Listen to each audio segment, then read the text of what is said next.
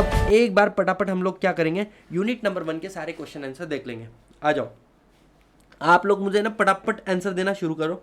क्या आपको ये सारे क्वेश्चन आंसर आते कि नहीं आते? सबसे पहला क्वेश्चन आता है, what is conclusive evidence of partnership. बेटा section number 6 true test of partnership की बात कर रहे हैं।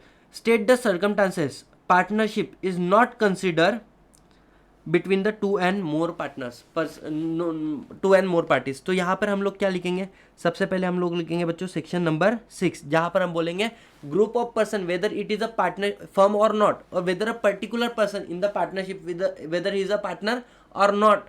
तो इसको डिसाइड करने के लिए हम लोग क्या देखते हैं, सारे रिलीवेंट फैक्ट देखेंगे, सारे रिलीवेंट फैक्ट देखेंगे, ठीक है।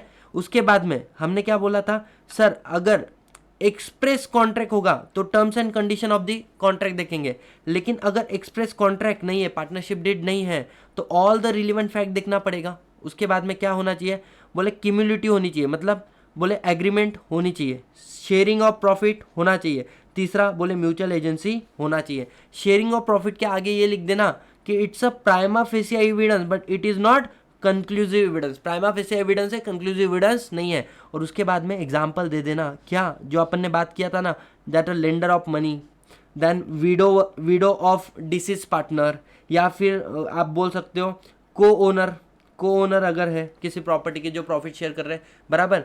तो ये सारे लोग वो या एम्प्लॉय या फिर सर्वेंट, ये लोग प्रॉफिट तो शेयर कर रहे हैं but they are not consider as a partner. Guys समझो, है ना, क्वेश्चन आंसर का एक टेक्निक होता है लिखने का, क्या ये होता है करेक्ट तरीका, मतलब पूरा क्वेश्चन का आंसर लिखने के पहले उसका आउटलाइन आपके दिमाग में होना चाहिए। क्या लिखोगे, भले पहले सेक्शन नंबर 6 की लाइन लिखेंगे, फिर एक्सप्रेस कॉन्ट्रैक्ट है या नहीं है वो वाला पॉइंट लिखेंगे, फिर उसके बाद में ये 3 पॉइंट लिखेंगे, कौन से, एग्रीमेंट होना चाहिए, sharing of profit is a prima facie evidence but it is not a conclusive evidence, there are the example where the person share the profit but they are not a partner, then लिखेंगे mutual agency which is a cardinal principle. समझ में आ रहा है, and the most important true test of partnership.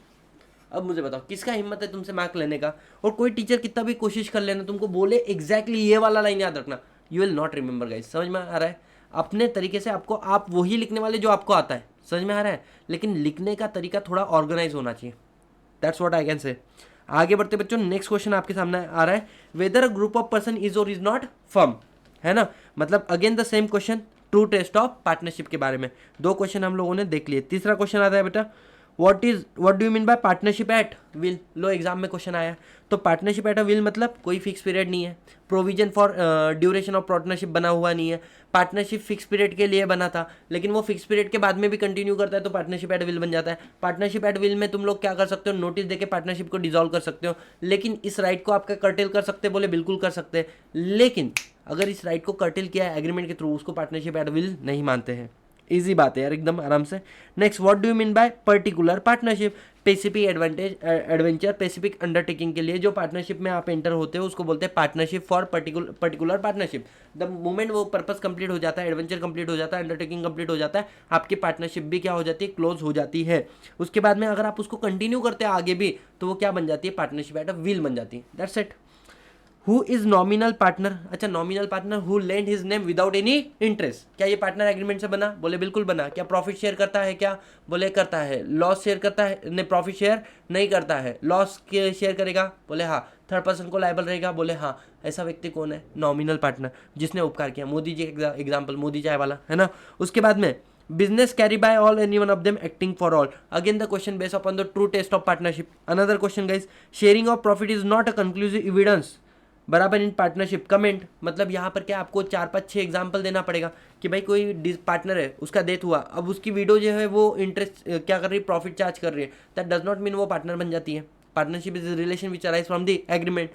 किसी ने आपको पैसा लेंड किया, लेंडर ऑफ द मनी, वो आपको बोलता है मेरे को इंटरेस्ट नहीं चाहिए, मेरे को प्रॉफिट के अंदर रेशियो चाहिए, तो इसका मतलब ये थोड़ी ना कि वो तुम्हारा पार्टनर बन चुका है। उसके बाद में दूसरा एग्जांपल क्या हो सकता है बच्चों तुम्हारा, कि सर जो सर्वेंट है, सर्वेंट बोलता है सैलरी नहीं चाहिए, प्रॉफिट में हिस्सा चाहिए, तो उसका मतलब ये नहीं कि वो तुम्हारा क्या बन गया है, पार्टनर बन चुका है। समझ में आ रहा है। अगर 3-4 लोग मिलकर को ओनरशिप कोई एसेट को परचेस कर रहे जॉइंटली और उसको रेंट पे चढ़ा रहे, प्रॉफिट कमा रहे, तो वो प्रॉफिट तो शेयर कर रहे, but that does not mean कि वो क्या बन चुके हैं, पार्टनर बन चुके हैं। समझ में आ रहा है। तो इसका मतलब ये वाला क्वेश्चन भी तुम लोगों ने क्या कर लिया, झकास तरीके से लिख लिया। आगे बढ़ते बच्चों, what do you mean by partnership for a fix period. Particular period के की जो मतलब partnership is made for the particular period, the duration of the provision for the duration of partnership is made, then that partnership is called as partnership for fix period. Even the partnership is remain for a fix period, it can be dissolve even before with the consent of all the partner. Period complete हुआ, partnership automatically dissolve, but if partnership continue to be carry on even after the completion of the period, that is called partnership at of will. समझ में आ रहा है? Yes sir. उसके बाद में एक बार पार्टनरशिप एट विल बनी तो फिर नोटिस से भी डिसॉल्व कर सकते हो. And the last question from the same question same paper, क्या होता है लास्ट क्वेश्चन? अब ये फालतू वाला एग्जांपल है. ए और बी ने मिलके बोले जॉइंटली क्या ली, एक कार ली बोले, जिसको वो रेंट पर चढ़ाते हैं. क्या ये पार्टनर है? नहीं. They are sharing profit, it is not a case of partnership. बोले दो फर्म ऑफ पार्टनरशिप जिसके अंदर 12-12 पार्टनर कंबाइन टुगेदर और एक नई फर्म बनाना चाहते हैं. बोले देखो ध्यान देना, दो फर्म मिलके तीसरी फर्म नहीं खोल सकते. मैंने पहले ही बताया था नेचर ऑफ पार्टनरशिप के. हाँ, उनके पार्टनर इंडिविजुअल कैपेसिटी में बना सकते हैं, ठीक है, तो ये भी पार्टनरशिप नहीं है. A B are the co owner and agree to conduct the business for the common profit. अब ये किसी चीज़ के क्या है? को ओनर है, प्रॉफिट कमा रहे. क्या इसका मतलब ये हो गया क्या ये लोग क्या बन गए? बोले क्या बोल सकते हैं अपने पार्टनर? बोले बिल्कुल नहीं. नेक्स्ट पॉइंट तुम्हारा, सम इंडिविजुअल और association of person form association. बेटा एसोसिएशन ऑफ पर्सन है, again they are not partner. A and B are the co owner, again the example of co owner, बराबर. तो ये भी क्या नहीं है सर? बोले पार्टनर नहीं है. And A and B buy a commodity X and agree to sell commodity for the profit only. They are not a partner. Guys, we are done with all the question from unit number 1. Now tell me guys, क्या आपको समझ में आ रहा है what is the correct way of studying? If you are in position, बच्चों एक बात हमेशा याद रखना, एग्जाम में क्वेश्चन कहाँ से आता है? जो आपके एग्जाम के एग्जाम्पल्स दिए हुए हैं ना मॉड्यूल के अंदर, एक वो, उसके बाद में दूसरा मॉड्यूल के पीछे के क्वेश्चंस. इतना करो. और ये वाला पीडीएफ मैं आप लोगों को दे रहा हूँ जहाँ पे क्वेश्चन दिए वाले हैं, ठीक है ना. एक बार आपने पढ़ा, इनमें से कोई भी 2 से 3 क्वेश्चन उठाओ, उसको लिखो. If you are in position to write down the answer, it means you can easily crack the exam. समझ में आ रहा है आप लोगों को? बोलो यस और नो. यस और नो गाइस? यस. अच्छा, कौन कौन ऐसा है जो पहली बार मेरी क्लास को अटेंड कर रहा है लाइव में? Tell me fast. Who all are here who are attending my class first time in the live, है ना? ये ऐसा पहली बार हो रहा है इतने कम बच्चों के साथ में मैं लाइव क्लास ले रहा हूँ, बट ठीक है, इट्स ओके, है ना. टीचर का काम पढ़ाना होना चाहिए, नंबर ऑफ स्टूडेंट देखना नहीं होना चाहिए. आगे बढ़ते बच्चों, है ना. अब हम लोग शुरू कर रहे हैं बेटा यूनिट नंबर 3. क्यों? लॉजिक सुनो, why unit number 3, why not unit number 2, ठीक है. इसके पीछे का कारण सुनो. हम लोग क्या करते हैं ना, हम लोग बेटा सबसे पहले पढ़ना शुरू करते हैं यूनिट नंबर 1. यूनिट नंबर 1 पढ़ने के बाद में हमारा क्या हो जाता है, क्या बोल सकते हैं, एक्साइटमेंट लेवल बढ़ जाता है. फिर बच्चे पढ़ते बोले यूनिट नंबर 2. अब यूनिट नंबर 2 है बहुत हेवी, थोड़ा सा बड़ा यूनिट है, तो तुमने यूनिट 2 पढ़ लिया. जब यूनिट 2 पढ़ते हो ना, उसके बाद में आप लोग दम छोड़ देते हो. बाप रे बाप, बहुत पढ़ लिया भाई, बहुत पढ़ लिया, मेरे को बहुत कुछ ज्ञान आ गया. अब जो तुमको ज्ञान आया है ना, वो ज्ञान आने के बाद में तुमको ऐसा लगता है कि अब इसके आगे बढ़ना नहीं है, और बेटा तुम लोग छोड़ के चल जाते हो यूनिट नंबर 3, जो बहुत ईजी यूनिट है. और जैसे तुमने यूनिट नंबर 3 छोड़ा, this is called left out area. And examiner यही देखता है कि तुम कौन सा पॉइंट छोड़ के जा रहे हो, और वहाँ से क्वेश्चन बनाने की कोशिश करता है. समझ में आ रहा है? अगर आज आप मेरे साथ में बैठे हो तो समझ के चलो आप 12 मार्क घर पे लेके जा रहे हो. समझ में आ रहा है? तो उस एंगल से पढ़ो. तो हम लोग एग्जामिनर के साइकोलॉजी के साथ में खेल रहे हैं. जब अपन लोग क्या बैठे, इधर बैठे हुए, किस चीज़ के लिए बच्चों? पढ़ाई के लिए. जल्दी बताओ, क्या यहाँ तक सारी बातें क्लियर है? हाँ या ना? एवरीथिंग इज क्लियर गाइज, हाँ या ना? Yes yes yes sir, yes sir, yes sir, है ना? बताओ. एक काम करो, जो मैंने आप लोगों को कराया ना, उसको एक बार पटाख से गो थ्रू करो. आपके पास जो भी बुक है ना. मैं तब तक है ना एक आधा सॉन्ग लगा रहा, इधर एक आधा सॉन्ग लगा रहा, उसके बाद में मैं पानी पी के आता. बाकी तुम लोग इन्जॉय करो, है ना. एक आधा सॉन्ग लगा था मैं इधर, तुम लोग इन्जॉय करो, मैं पानी पी के आता. सारे क्वेश्चन आंसर देख लेते हैं एक बार. आ जाओ, क्वेश्चन आंसर क्या है यूनिट नंबर 3 के गाइस सारे के सारे क्वेश्चन आंसर हम लोग डिस्कस कर रहे हैं. सबसे पहला क्वेश्चन आपके सामने आ रहा है, what are the consequences of non registration. बच्चों क्या क्या नॉन रजिस्ट्रेशन के कॉन्सिक्वेंसेस है बच्चों? बताओ. 4 कॉन्सिक्वेंसेस है. आप थर्ड पर्सन के ऊपर केस फाइल नहीं कर सकते with respect of partnership. You can not file suit. Third person आपके ऊपर केस फाइल कर सकता है. नेक्स्ट पॉइंट क्या बोला हुआ है? नेक्स्ट पॉइंट बच्चों क्या बोला हुआ है? सर आप सेट ऑफ क्लेम नहीं कर सकते हो. बियॉन्ड ₹100, ₹100 के बियॉन्ड आप सेट ऑफ क्लेम नहीं कर सकते हो। समझ में आ रहा है बच्चों? बोलो यस और नो, यस और नो गाइज, यस, है ना। तो थर्ड पर्सन के ऊपर आप केस फाइल नहीं कर सकते हो, सेट ऑफ क्लेम नहीं कर सकते हो, और ना ही आप अपने पार्टनर, ना ही आप अपनी फर्म के ऊपर केस फाइल कर सकते हो। डन, ये 4 पॉइंट लिखोगे तो खत्म हो जाएगा ना विषय। हाँ, सिविल केस फाइल नहीं कर सकते हो, वो बात याद रखना। व्हाट आर द 4 ग्राउंड, अब इन्होंने बोला कोई भी 4 ग्राउंड बताओ जिसके अंदर कोर्ट ऑर्डर से आप पार्टनरशिप को डिसॉल्व करोगे। काय को 4 में सारे ग्राउंड बताता बोलना, कैसा? बोले सबसे पहले इंसेन हो गया, दूसरा परमानेंटली डिसेबल हो गया, तीसरा, चौथा, पांचवा, छठा और सातवां आपने ट्रांसफ़र ऑफ इंटरेस्ट किया। नेक्स्ट पॉइंट क्या था आपका ट्रांसफ़र ऑफ इंटरेस्ट के बाद में बच्चों? उस बंदे ने मिसकंडक्ट किया, फिर breach of persistent breach of agreement किया। परसिस्टेंट तुमको क्या हो रहा है? लॉस हो रहा है, और कोर्ट को लगता है जस्ट एंड इक्विटेबल। काय को 4, मेरे को सारे पॉइंट आते, 4 काय को लिखूँ मैं, है ना। आ जाओ, 6 लिख के आ जाने का, 7 आते तो भी 2 पॉइंट ज़्यादा। Indian partnership act does not make any does not make a registration of partnership compulsory, not it impose any penalty. बराबर। Explain discuss the various disability. क्या डिसेबिलिटी है?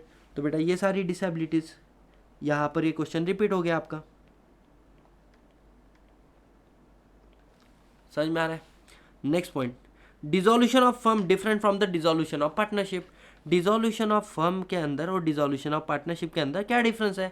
एक आधा पार्टनर छोड़ के जा रहा है, रिमेनिंग पार्टनर कंटिन्यू कर रहे हैं, तो it is dissolution of partnership. सारे पार्टनर छोड़ के जा रहे हैं तो it is dissolution of firm. Second लिखोगे dissolution of firm is equal to dissolution of partnership between the all partner, but dissolution of partnership does not mean dissolution of firm. Dissolution of firm के अंदर तुमको court का order लगता है, बराबर, but यहाँ पर तुमको कोर्ट का ऑर्डर नहीं लगता है। यहाँ पर वाइंडिंग अप होता है, तो यहाँ पर रियलाइजेशन ऑफ एसेट होता है। यहाँ पर वाइंडिंग अप नहीं होता है, तो यहाँ पे रिवैल्यूएशन ऑफ एसेट होता है, रिकंस्टिट्यूशन ऑफ फर्म होता है। यहाँ पर फाइनल सेटलमेंट ऑफ अकाउंट होता है, यहाँ पर फाइनल सेटलमेंट ऑफ अकाउंट नहीं होता है। मतलब you should be in the position to write the all question का ऑल द आंसर। समझ में आ रहा है क्या? बोलो हाँ। Referring the provision of the Indian partnership Act 1932, answer the following. क्या? What are the consequences of non-registration? Again the question got repeated guys, है ना। What are the consequences? Next point, and what are the right which won't affect, मतलब आपको 4 बातें वो भी बताना है किस किस का फर्क नहीं पड़ता नई रजिस्ट्रेशन होने का। बोले थर्ड पर्सन को फर्क नहीं पड़ता, बोले सेट ऑफ अप टू ₹100 है तो फर्क नहीं पड़ता, या फिर legal representative of deceased partner को फर्क नहीं पड़ता, या फिर ऑफिशियल असाइनी या रिसीवर को फर्क नहीं पड़ता है, पार्टनर क्या हो जाता है? इंसॉल्वेंट हो जाता है। तो it means you should be in a position to answer all the question. समझ में आ रहा है कि बच्चों? बोलो हाँ है ना। Next point, subject to agreement between the partner, state the rule observe by partner setting, क्या बोल सकते हैं, setting the account for the firm after the dissolution of firm in the partnership. अच्छा वेरी सिंपल, सुनो, account settle करना है, क्या करोगे? तो बोले सुनो, जो अगर तुम्हारे पास डिफिशिएंसी आ रही है तो ऐसे वाले केस में पहले बोले फर्म का प्रॉफिट यूज़ करो, बोले हाँ, फिर बोले फर्म की एसेट को यूज़ करो, बोले हाँ, फिर बोले पार्टनर का कैपिटल यूज़ करो, बोले हाँ, और लास्ट में बोले फिर भी डिफिशिएंसी आ रही है तो बोले पार्टनर आप पर्सनली लायबल हो। बहुत बढ़िया। सरप्लस आ रहा है तो क्या करोगे? बोले पहले बोले अपन लोग थर्ड पर्सन की लायबिलिटी को पे ऑफ करेंगे, फिर बोले पार्टनर की लोन एडवांस को रिटर्न करेंगे, उसके बाद में बोले पार्टनर का कैपिटल रिटर्न करेंगे, और फिर भी पैसा बाकी है तो बोले पार्टनर को सरप्लस में हिस्सा देंगे। दैट्स इट यार, खत्म हो गया। लास्ट वाला पॉइंट क्या बोला है कि कोर्ट में dissolve the partnership in any of the case. अच्छा कौन से केसेस में? तो ये वापस 7 क्वेश्चन, 7 केसेस बच्चों। क्या क्या? इंसेन हो जाना, परमानेंटली डिसेबल हो जाना, या फिर ट्रांसफर ऑफ इंटरेस्ट कर देना, मिसकंडक्ट करना, परसिस्टेंट ब्रीच ऑफ एग्रीमेंट करना, शेयर परसिस्टेंट लॉसेस हो रहे तुम लोगों को, या फिर हम लोग लास्ट वाला पॉइंट बोलेंगे कोर्ट को लगता है just and equitable. Now guys tell me, क्या मैं बोल सकता हूँ इन द स्पैन ऑफ कितना समय हुआ? 2 hours we are done with 2 major unit number 1 and unit number 3 of partnership act. Simultaneously हम लोगों ने कितने क्वेश्चन देखे, है ना? 7 क्वेश्चन देखे हम लोगों ने यूनिट नंबर किससे? यूनिट नंबर 3 से। 7 क्वेश्चन हम लोगों ने कवर किए। एंड सर यूनिट नंबर 1 से हम लोगों ने कितने क्वेश्चन कवर किए? यूनिट नंबर 1 से हमने 10 क्वेश्चन कवर किए। इट मीन्स हम लोगों ने टोटल कितने क्वेश्चन देख लिए सर? 17 क्वेश्चन देख लिए। ठीक है, 17 क्वेश्चन बच्चों हम लोगों ने देख लिए। कितने क्वेश्चन सर और देखने हैं? कल हम मिलेंगे पार्टनरशिप का सेकंड यूनिट देखने के लिए। ठीक है, उसके अंदर हम लोगों को टोटल कल डिस्कस करने हैं कितने? 18 question we have to discuss in unit number 2। आशा करता हूँ बच्चों आप लोगों को आज वाला क्लास बहुत ही ज़्यादा बेनिफिशियल लगा होगा। एटलीस्ट जितने बच्चे स्टार्टिंग से बैठे आई नो वो लोग छोड़कर नहीं गए हुए हैं, है ना। It means a lot to me. Thank you so much guys, thank you so much. ध्यान देना, 100% फोकस बनो। यूनिट नंबर 2, अब 100% फोकस रखो। Sir your explanation and efforts are great, thank you so much, thank you so much. Number of student कम होने के बावजूद आप लोग बैठे हो, है ना। आ जाओ बच्चों, नहीं तो जनरली बच्चे वहाँ पे चले जाते हैं जहाँ पे नंबर ऑफ स्टूडेंट ज़्यादा है, माहौल बना हुआ है। आप फिर भी हो, बड़ी बात है। आ जाओ। पहला क्वेश्चन बच्चों माइनर से लेकर आया। देखो मैंने कीवर्ड्स को हाईलाइट करके रखा है, आप लोग पटापट खत्म करते हैं अपन लोग, है ना क्वेश्चन को। सबसे पहले माइनर के ऊपर एक क्वेश्चन आ जाता है। माइनर का क्वेश्चन बच्चों, ठीक है, क्या बोलता है सुनो। दो a minor can not B partner in the firm, he can nevertheless say he can be admitted for the benefit of the partnership, बराबर। referring the provision of the Indian Partnership Act 1932 state the rights which he can be enjoyed by minor as a partner and state the liabilities of the minor of partner, बराबर। कब? Before attaining age of majority, after attaining age of majority. और तीसरा question है state a legal position of the minor after attaining the age of majority. समझ में आ रहा है? अगर वो ऑप्ट करता है कि मुझे पार्टनर बनना है, अगर वो ऑप्ट करता है मुझे पार्टनर नहीं बनना है। बच्चों ध्यान दो, एग्जाम को क्वेश्चन बहुत ही सॉलिड क्वेश्चन है। क्वेश्चन में अब मैं आपको बताता हूँ, कभी भी कोई क्वेश्चन को देखते हो ना, एक आउटलाइन रेडी करो दिमाग में। क्वेश्चन को ध्यान से पढ़ा तुमने, ठीक है। पहला बात क्या बोला है क्वेश्चन नंबर 1 में? Referring the provision of Indian partnership Act 1932, है ना। एक पार्टनर के राइट क्या है जब वो मतलब जब आप एडमिट होते हो पार्टनरशिप के अंदर, आपके क्या अधिकार है। तो आपको ये समझ में आना चाहिए कि इसके अंदर अपन लोग क्या क्या लिखेंगे। एकदम बेसिक लेवल पे मैं आपको बताता हूँ। आपको शेयर मिलेगा प्रॉफिट के अंदर, ये एक पॉइंट लिखना पड़ेगा। दूसरा पॉइंट क्या लिखोगे? दूसरा पॉइंट आप ये क्या बोल सकते हैं, ये लिखोगे, क्या आप बुक्स ऑफ अकाउंट को चेक कर सकते हो, इंस्पेक्ट कर सकते हो? बोले बिल्कुल कर सकते हैं, ठीक है। क्या आप बुक्स ऑफ अकाउंट को चैलेंज कर सकते हो? नहीं कर सकते हो। लेकिन इन्होंने सिर्फ राइट के बारे में पूछा है, तो आप ये नहीं बताओगे कि वो क्या नहीं कर सकता है। समझ में आया? यस। अब उन्होंने बोला है तुमको दूसरा क्वेश्चन, तो यहाँ पर आपके गिनकर 2 पॉइंट आएंगे, इससे ज़्यादा पॉइंट नहीं आएंगे। नीचे के क्वेश्चन में आ जाओ। क्या बोला है कि जो माइनर है उसकी लाइबिलिटीज बताओ before attaining age of majority, after attaining age of majority. इस क्वेश्चन को कैसे लिखोगे आप? बिफोर बिकम मेजर और after become major. Before become major बताओ क्या लायबिलिटी है पार्टनर की। पार्टनर की लायबिलिटी कितनी है? बोले क्या वो लायबल होता है फर्म के लॉस के लिए? बोले बिल्कुल होता है। कितना लायबल होता है? बोले उसका जितना शेयर है ना उतना लायबल होता है। तीसरा, क्या वो पर्सनली लायबल होता है? क्या वो पर्सनली लायबल होता है? नहीं होता है, ये आपने पढ़ा। After attaining age of majority उसकी क्या लायबिलिटी है? After attaining age of majority सुनो, क्या वो मेजर बन गया? बोले हाँ। और हम लोग अज्यूम करके चलते कि वो पार्टनर भी बन गया, क्या वो क्या बोल सकते हैं? पहली बात वो लायबल होता है? बोले हाँ। उसके बाद में उसकी लायबिलिटी कितनी पर्सनल लायबिलिटी होती है? बोले होती है। और उसकी लायबिलिटी कब से बिगेन होती है? बिगेन कब से होती है? तो बोले जब वो एडमिट हुआ था फॉर बेनिफिट ऑफ पार्टनरशिप, तब से लेके अभी तक का। समझ में आया बच्चों? बोलो यस और नो। यस। और लास्ट वाला क्या बोला है? State the position of minor after attaining age of majority. जब वो बोलता है मेरे को पार्टनर बनना है, जब वो बोलता है मेरे को पार्टनर नहीं बनना है। तो अगर उसने डिसाइड किया कि मेरे को पार्टनर बनना है, ठीक है, तो कब कब बनेगा ये बताना पड़ेगा। एक तो वो विलिंगनेस से बोल सकता है कि मेरे को पार्टनर बनना है, या फिर फेल टू गिव नोटिस, वो बोल ऑटोमेटिकली वो पार्टनर बन जाएगा। उसके बाद में उसके राइट क्या है, वही जो अपन लिख कर आए ना कि जब से वो एडमिट हुआ फॉर बेनिफिट ऑफ पार्टनर, तब से वो लायबल हो जाएगा, तब से वो लायबल हो जाएगा, तब से लेके आज तक के सारे ट्रांजेक्शन के लिए। हाँ, शेयर इन द प्रॉफिट उसको मिलेगा, लॉस भी वो बियर करेगा। समझ में आ रहा है, बोलो हाँ ना। और उसके पास क्या बुक्स ऑफ अकाउंट को चेक कर सकता है, कर सकता है। क्या बुक्स ऑफ अकाउंट को चैलेंज कर सकता है, कर सकता है। सारे नॉर्मल पार्टनर के अधिकार।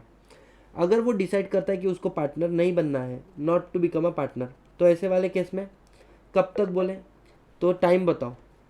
मेजॉरिटी अटेंड करने से 6 महीने के बाद तक, या फिर जब उसको पता चला, नॉलेज मिला, वहाँ से 6 महीने के बाद तक उसने डिसाइड किया नॉट टू बिकम पार्टनर। ठीक है, तो वो जो ओवर एंड अबोव समय ना 18 साल के बाद में 6 महीने तक का, उसके बीच में उसको माइनर हिच माना जाएगा, उसके राइट एंड लायबिलिटी सेम रहेंगे।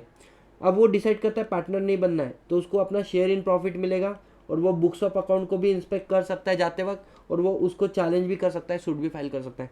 Guys, don't you think we have enough to write with respect of this question? This question come for 8 mark exam के अंदर। समझ में आ रहा है? तो आपको स्पेसिफिक होकर इस क्वेश्चन का आंसर लिखना पड़ेगा। कहीं पे भी एक्स्ट्रा बातें मत लिख देना, है ना। राइट बोला है और तुम लाइबिलिटी लिख कर आ रहे हो, नॉट एक्सेप्टेबल। ये हुआ क्वेश्चन नंबर 1। अब माइनर के ऊपर देखो, दूसरा क्वेश्चन आ चुका है। Minor become a partner of partnership firm, justify answer and also explain the right of the minor in partnership firm. अगर आप देखो ना, उन्होंने सिर्फ क्या बोला है, माइनर एज अ पार्टनर के राइट बताओ। समझ में आ रहा है? और पार्टनर कब बन सकते हो? With the consent of all the partner you can be admitted for the benefit of the partnership. समझ में आ रहा है? ये क्वेश्चन भी अपना हो चुका है बच्चों। तीसरा, मास्टर एक्स मतलब माइनर बच्चों, ठीक है, मास्टर एक्स आ रहा है, was introduce to the benefit of the partnership. कौन सी? Messrs ABC and company. Master X इसके बेनिफिट के लिए एडमिट हुआ with the consent of all the partner. Very good. After attaining the age of the majority more than 6 month slap, मतलब वो बड़ा तो हो गया और 6 महीने भी हो गए, and he fail to give notice, automatically क्या बन जाएगा? Partner, as whether he elected to become partner or not. बराबर।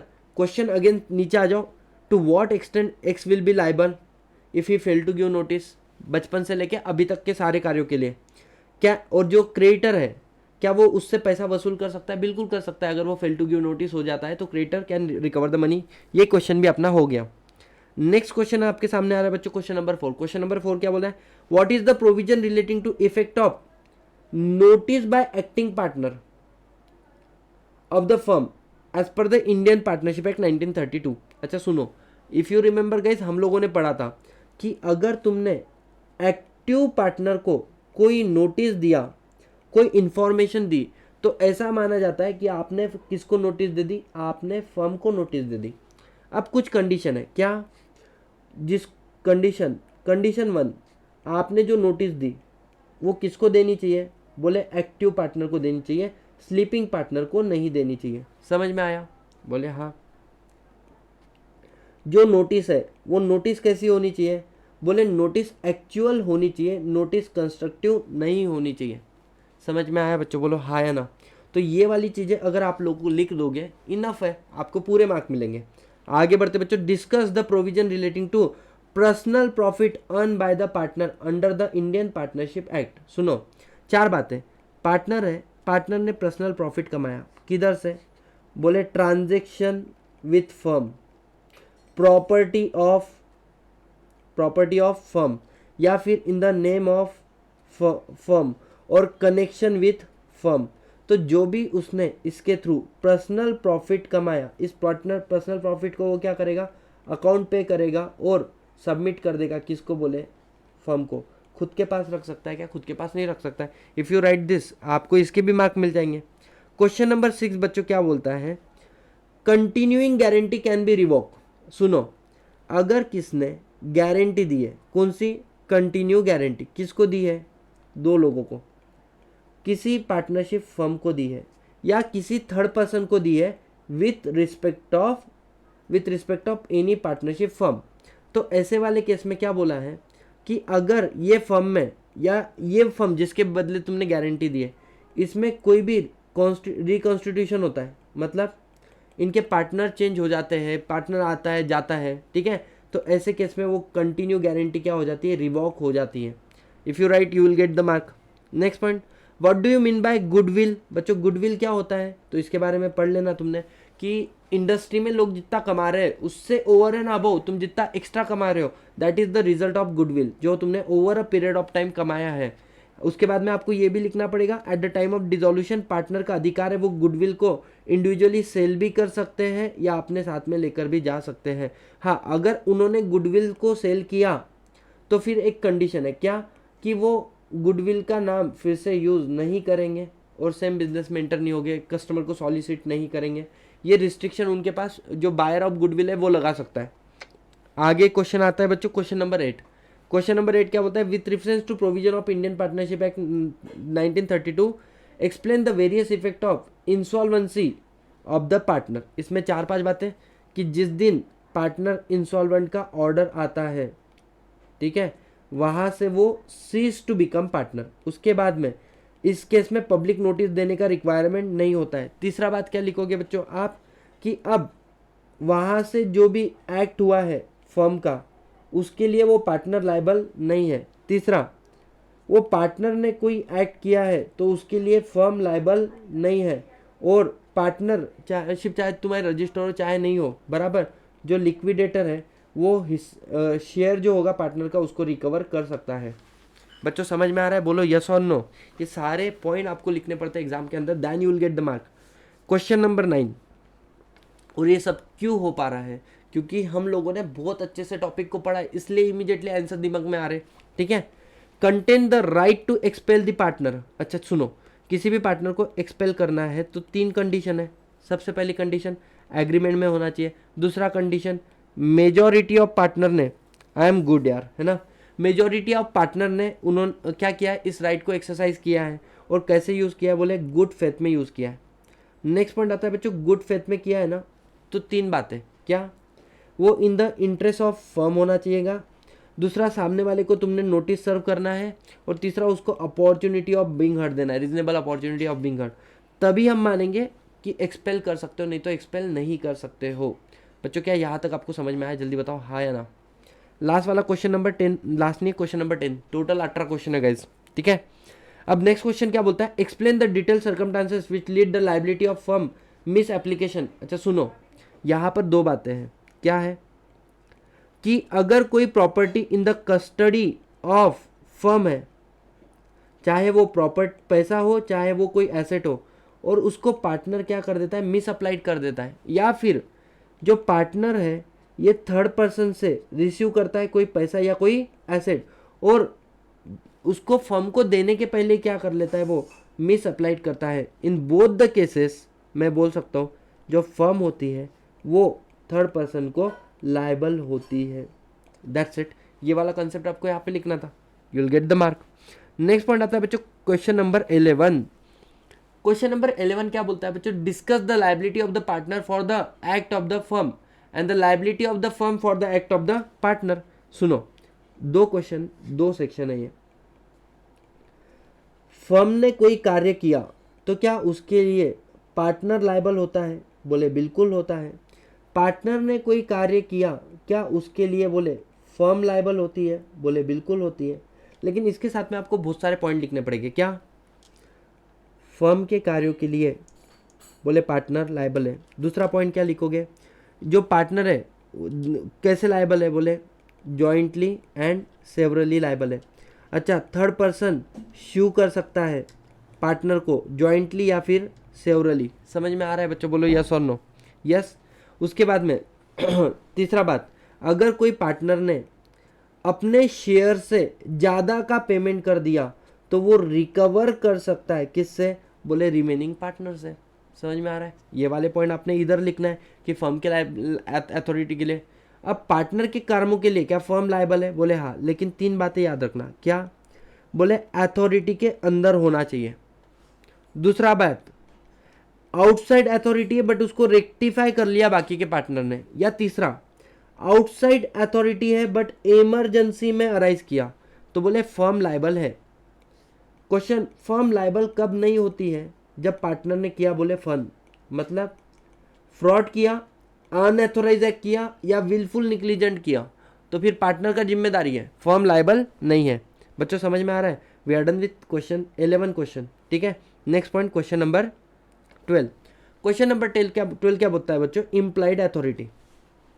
इम्प्लाइड अथॉरिटी का मतलब क्या है? सुनो, हम लोगों ने in the absence of any usage custom trade contrary implied authority of partner does not empower him to do certain act, मतलब कुछ कुछ एक्ट ऐसे हैं जो इम्प्लाइड अथॉरिटी के बाहर है। State the act which are beyond the implied authority. बच्चों बताओ, 4 एक्ट डिस्प्यूट के हैं, 2 एक्ट इमूवेबल प्रॉपर्टी के हैं, ठीक है, इमूवेबल प्रॉपर्टी के हैं, 1 एक्ट बैंक अकाउंट का है और 1 एक्ट किसका है बच्चों? तुम्हारे पार्टनरशिप का है। उल्टा पढ़ते हैं अपन लोग। पहली बात, किसी के साथ में तुम पार्टनरशिप में एंटर हो जाते हो without consent of all the partner, beyond the authority. आपने बैंक अकाउंट खोलकर आ गए किसका? पार्टनरशिप का, without consent of all the partner, beyond the authority, ठीक है। इमूवेबल प्रॉपर्टी को सेल करना, परचेस करना, बियॉन्ड द अथॉरिटी। समझ में आ रहा है? नेक्स्ट, डिस्प्यूट के बारे में। डिस्प्यूट के बारे में क्या? आर्बिट्रेशन में जाके डिस्प्यूट सबमिट कर देना। दूसरा, किसी को भी रिलिंग्विश कर लेना, कॉम्प्रोमाइज कर लेना क्रेडिटर के साथ में। उसके बाद में तीसरा बात क्या बोला है? विड्रॉ कर देना suit without consent of all the partner. और चौथा बात क्या बोला है बच्चों? पार्टनरशिप की लायबिलिटी को एडमिट कर लेना, है ना। तो ये सारे कार्य आप नहीं कर सकते। These are consider outside the authority. If you write this you will easily get the mark. समझ में आ रहा है? नेक्स्ट पॉइंट बच्चों, अब गिनकर अपने कितने क्वेश्चन बाकी है? बोले 5 क्वेश्चन। 5 क्वेश्चन बच्चों केस स्टडी के बेस पे, ध्यान देना। अब यहाँ पर क्या, XYZ आर द पार्टनर, ये क्या है? स्पाउस। बच्चों ये वो वाला क्वेश्चन है, कौन सा? एक्सपेल वाला। XYZ जो है वो पार्टनर है, ठीक है। इसके अंदर क्या हुआ है कि 2 पार्टनर की वाइफ एक दूसरे से झगड़ ली और वो बोलते तुम्हारे तीसरे पार्टनर को हका लो बोले, ठीक है। तो क्या ऐसा हो सकता है क्या? बस आपको वही लिखना है कि एक्सपल्शन तो नहीं कर सकते। एक्सपल्शन करने का 3 कंडीशन है, एग्रीमेंट में होना चाहिए, मेजॉरिटी ऑफ पार्टनर ने वो राइट को एक्सरसाइज किया हुआ है, और तीसरा बात आप क्या लिखोगे? गुड फेथ में होना चाहिए। फिर गुड फेथ के अंदर 3 बातें आती है। इंटरेस्ट ऑफ द फर्म होना चाहिए, सामने वाले को नोटिस दिया और अपॉर्चुनिटी ऑफ बिंग हर्ड दिया वाला है। समझ में आ रहा है? इसके बारे में आप एक्सप्लेन कर दो, you will easily get the mark. Question number 14 बच्चों क्या बोलता है? ध्यान देना, ये क्वेश्चन बेस है बच्चों, ब्रांडेड फर्नीचर। ओके, ये क्वेश्चन बेस है पार्टनरशिप। देखो क्या हुआ, एक पार्टनर है, पार्टनर ने क्या किया? फर्नीचर ऑर्डर किया। अब फर्नीचर ऑर्डर किया, उसके बाद में उसका क्या हो गया? डेथ हो गया। डेथ होने के बाद में फर्नीचर डिलीवर हो गया। समझ में आया? क्वेश्चन ये आता है कि ये जो फर्नीचर वाला है लीगल हायर से पैसे वसूल कर सकता है? बोले नहीं कर सकता है। क्यों? क्योंकि लायबिलिटी अराइज कब हुई है? बोले डेथ के बाद में। अगर डिलीवरी डेथ के पहले होता था तो लीगल उसके स्टेट में से लीगल हायर लायबल था। तो बोले ये क्रेडिटर के पास बोले क्या अधिकार है? बोले जो सर्वाइविंग पार्टनर है ना, सर्वाइविंग पार्टनर, उनसे पैसा वसूल करो। और पंगा क्या हो गया इस वाले केस के अंदर? जो आपके सर्वाइविंग पार्टनर है वो भी क्या हो चुके हैं? वो इंसॉल्वेंट हो चुके हैं। मतलब क्रेडिटर तो कुछ भी नहीं कर सकता है रे, तो किसी से भी पैसा वसूल नहीं कर सकता है। बच्चों ये तुम्हारा क्वेश्चन नंबर 14 हो चुका है। समझ में आया? यहाँ पर एक पार्टनर पास ऑन हो चुका है और बाकी के जो पार्टनर है वो क्या हो चुके हैं? वो पार्टनर इंसॉल्वेंट हो चुके हैं। नेक्स्ट पॉइंट गाइस तुम्हारा क्या है? ध्यान देना, ये सेम क्वेश्चन है कि पार्टनर, अब यहां पर क्या हुआ सुनो, 3 पार्टनर है, A B C, ठीक है। इसमें से जो B है ना, ये रिटायर हो गया। रिटायर हो गया। रिटायर होने के बाद में इसने पब्लिक नोटिस नहीं दिया, पब्लिक नोटिस नहीं दिया। इन बिटवीन फर्म ने क्या किया? फर्नीचर परचेस किया। अब क्वेश्चन आता है, क्या फर्नीचर के लिए ये जो रिटायरिंग पार्टनर है लायबल रहेगा क्या? तो क्या लिखोगे? पहली बात तो पार्टनर रिटायर होने के बाद में उसको पब्लिक नोटिस देना पड़ता है। पब्लिक नोटिस कौन दे सकता है? बोले रिटायरिंग पार्टनर भी दे सकता है या फिर फर्म भी दे सकती है। अगर पब्लिक नोटिस तुमने नहीं दिया तो ऐसे वाले केस में उस पार्टनर के एक्ट के लिए फर्म लायबल रहेंगी और फर्म के एक्ट के लिए पार्टनर लायबल रहेगा। ये बात ध्यान देना। अब सबसे इंपॉर्टेंट बात है, फैक्ट ऑफ द केस क्या बोलता है कि हमारा पार्टनर तो चले गया लेकिन उसने पब्लिक नोटिस नहीं दी, तो क्या थर्ड पर्सन के प्रति वो लायबल है? दो बातें डिपेंड करती हैं। अगर थर्ड पर्सन को नॉलेज थी कि वो तुम्हारा पार्टनर है, समझ में आया, तो फिर ऐसे केस में ये रिटायरिंग पार्टनर लायबल रहेगा। लेकिन थर्ड पर्सन को पता ही नहीं था कि वो तुम्हारा पार्टनर है, तो उसको फर्क ही नहीं पड़ता, तो ऐसे वाले केस में तुम्हारा retiring partner is not liable. समझ में आ रहा है बच्चों? यही क्वेश्चन यहाँ पे था। आगे बढ़ते, क्वेश्चन नंबर 15 भी हमारा हो चुका है। Last 3 question. क्वेश्चन नंबर 16,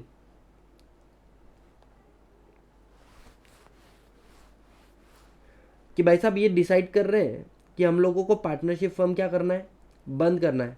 तो decided to leave the partnership firm, ठीक है। और उसके बाद में क्या वो कॉम्पिटिंग बिजनेस शुरू कर सकते हैं कि नहीं कर सकते हैं? बिल्कुल शुरू कर सकते हैं, है ना। उसके बाद में हाँ, उनके ऊपर रीजनेबल रिस्ट्रिक्शन लग सकते हैं कि एक स्पेसिफिक पीरियड तक, स्पेसिफिक टाइम तक तुम मत करो पार्टनरशिप बिजनेस को शुरू, ठीक है, वो वाली चीज़ें। Right of pay on queue regarding to share in the profit. अब वो जा रहे होंगे, ठीक है, डोंट यू थिंक वो अपना अधिकार लेकर जाएंगे? यस और नो बाहर, और अधिकार लेकर तो जाएंगे।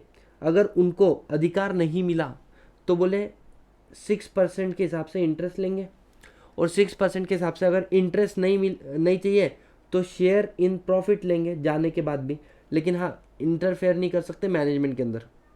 आगे बढ़ो बच्चों, last 2 question. MNO where the partner in the partnership firm did not give the public notice of the death। अच्छा, पब्लिक नोटिस, सेम डेथ वाला क्वेश्चन फिर से आ गया बच्चों, है ना, फर्नीचर वाला। और लास्ट वाला क्वेश्चन है बच्चों,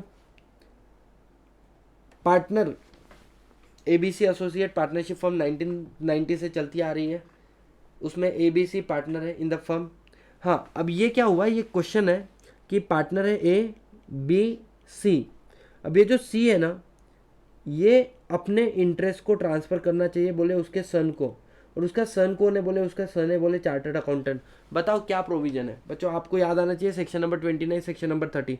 बोले सेक्शन नंबर 29 बोलता है कि आप अपने इंटरेस्ट को ट्रांसफ़र कर सकते हो। सेक्शन नंबर 31 बोलता है कि आप न्यू पार्टनर को तब तक इंट्रोड्यूस नहीं कर सकते हो जब तक सारे पार्टनर की कंसेंट नहीं मिलती है। तो ये जो ट्रांसफरी है, इसका क्या राइट है और क्या राइट है? कंटिन्यूशन ऑफ पार्टनरशिप में क्या राइट है? डिसोल्यूशन ऑफ पार्टनरशिप में क्या राइट है? जब पार्टनरशिप कंटिन्यू हो रही है, he is entitle for share and he bound to accept the share. ये 2 पॉइंट लिख देना। दूसरा, he is not entitle for business, business के लिए एंटाइटल नहीं है। साथ ही साथ में बुक्स ऑफ अकाउंट को क्या ये इंस्पेक्ट कर सकता है? बोले नहीं कर सकता है। कोई और बुक्स को देख सकता है? नहीं देख सकता है। लेकिन जब पार्टनरशिप क्लोज हो रही है तब उसको शेयर भी मिलेगा, एसेट में हिस्सा भी मिलेगा, प्रॉफिट भी मिलेगा, और साथ ही साथ वो बुक्स ऑफ अकाउंट को चेक भी कर सकता है और वो बुक्स ऑफ अकाउंट को चैलेंज भी कर सकता है। Guys, we are done with the complete partnership act unit number 2 के 18 क्वेश्चंस। समझ में आया? जल्दी बताओ यस और नो, हाँ या ना गाइज? सिंपल है यारो। तो we are done with your partnership act in detail, in depth, है ना। टोटल मेरे को टाइम लग गया, कल वाला लेक्चर आज वाला लेक्चर पकड़ के 4 घंटे का, बट आई डोंट थिंक कि इसके बियॉन्ड कुछ हो सकता था। Each and every question is solve, each and every question is solve. अब आपका जिम्मेदारी क्या है मैं आपको बता देता हूँ। आपने घर पर जाना है, मतलब आज नहीं कल, आप सबसे पहले मॉड्यूल पढ़ो, मॉड्यूल के सेक्शन पढ़ो, एनालिसिस नहीं पढ़ोगे तो भी चलेगा, ठीक है। मॉड्यूल के सेक्शन पढ़ लेना, एनालिसिस नहीं पढ़ोगे तो भी चलेगा। एंड सेकंड इंपॉर्टेंट चीज़ जो आप लोगों ने करनी वो क्या होना चाहिए कि मॉड्यूल के एग्जाम्पल्स है वो पढ़ो, मॉड्यूल के पीछे के क्वेश्चन आंसर पढ़ो। That's it guys. With this I will conclude this lecture over here only, ठीक है। Yes sir. और till the end of the class आप एक छोटा सा प्यारा सा म्यूजिक सुनो। So tomorrow we are meeting for limited liability partnership act.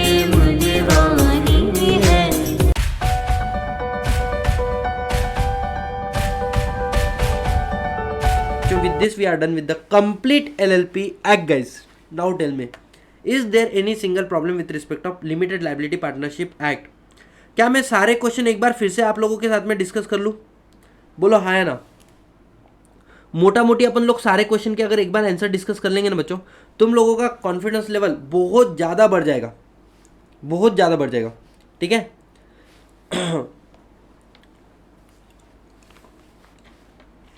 Done sir.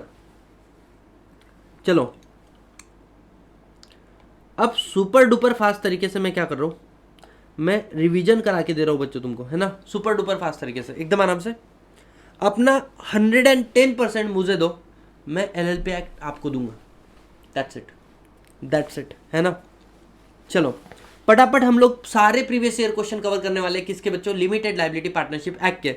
सबसे पहला क्वेश्चन आपके एग्जाम में आया था कि बोले LLP जो है वो क्या है, hybrid form between the company and the partnership. इसमें आप लॉजिकली क्या लिखोगे, LLP is a hybrid between company and partnership. क्यों, बिकॉज कंपनी का और पार्टनरशिप का जो एडवांटेज है वो हमको मिलता है। कैसा, बोले कंपनी सेपरेट लीगल एंटिटी है, बोले LLP सेपरेट लीगल एंटिटी है।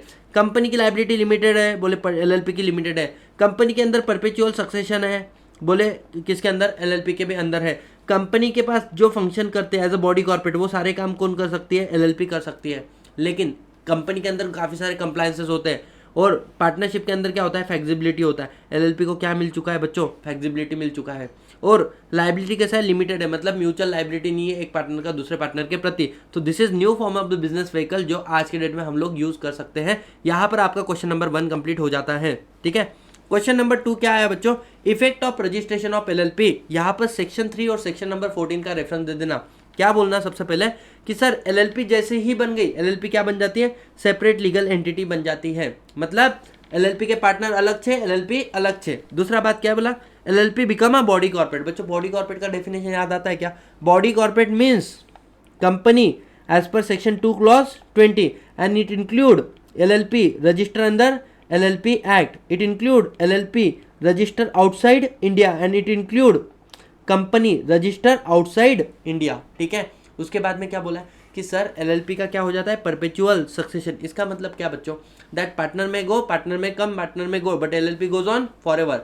The death, insolvency, insanity of the partner does not affect the status of the LLP। समझ में आ रहा है, LLP is created by process of law, the existence of LLP come to end by process of law only. Next point आता है बच्चों, capacity to sue and being sued। LLP किसी के ऊपर केस फाइल कर सकती है, बराबर, capacity to sue and being sued मतलब बच्चों कोई व्यक्ति LLP पे केस फाइल कर सकता है। लास्ट में LLP किसी भी प्रॉपर्टी को एक्वायर कर सकती है, ओन कर सकती है, होल्ड कर सकती है, डेवलप कर सकती है, डिस्पोज ऑफ कर सकती है, और लास्ट में हर वो अधिक कंपनी का LLP का क्या हो सकता है, कॉमन सील भी हो सकता है। That's it guys, we are done with question number 2। Question number 3 क्या बोलता है, डिफाइंड पार्टनर, है ना, minimum number of partner, maximum number of partner कितने होने चाहिए, और बिलो मिनिमम नंबर चले जाओ तो what are the legal consequences. ध्यान देना, क्वेश्चन नंबर 3 है ये अपना। यहाँ पर क्या बोलना है, हु इज पार्टनर, बोले partner in relation to LLP, partner in relation to LLP means a person, means any person who admitted to LLP as a partner as per the LLP agreement। Partner का definition लिखा, बोले हाँ। आगे क्या बोला, minimum number of partner कितना होना चाहिए, 2।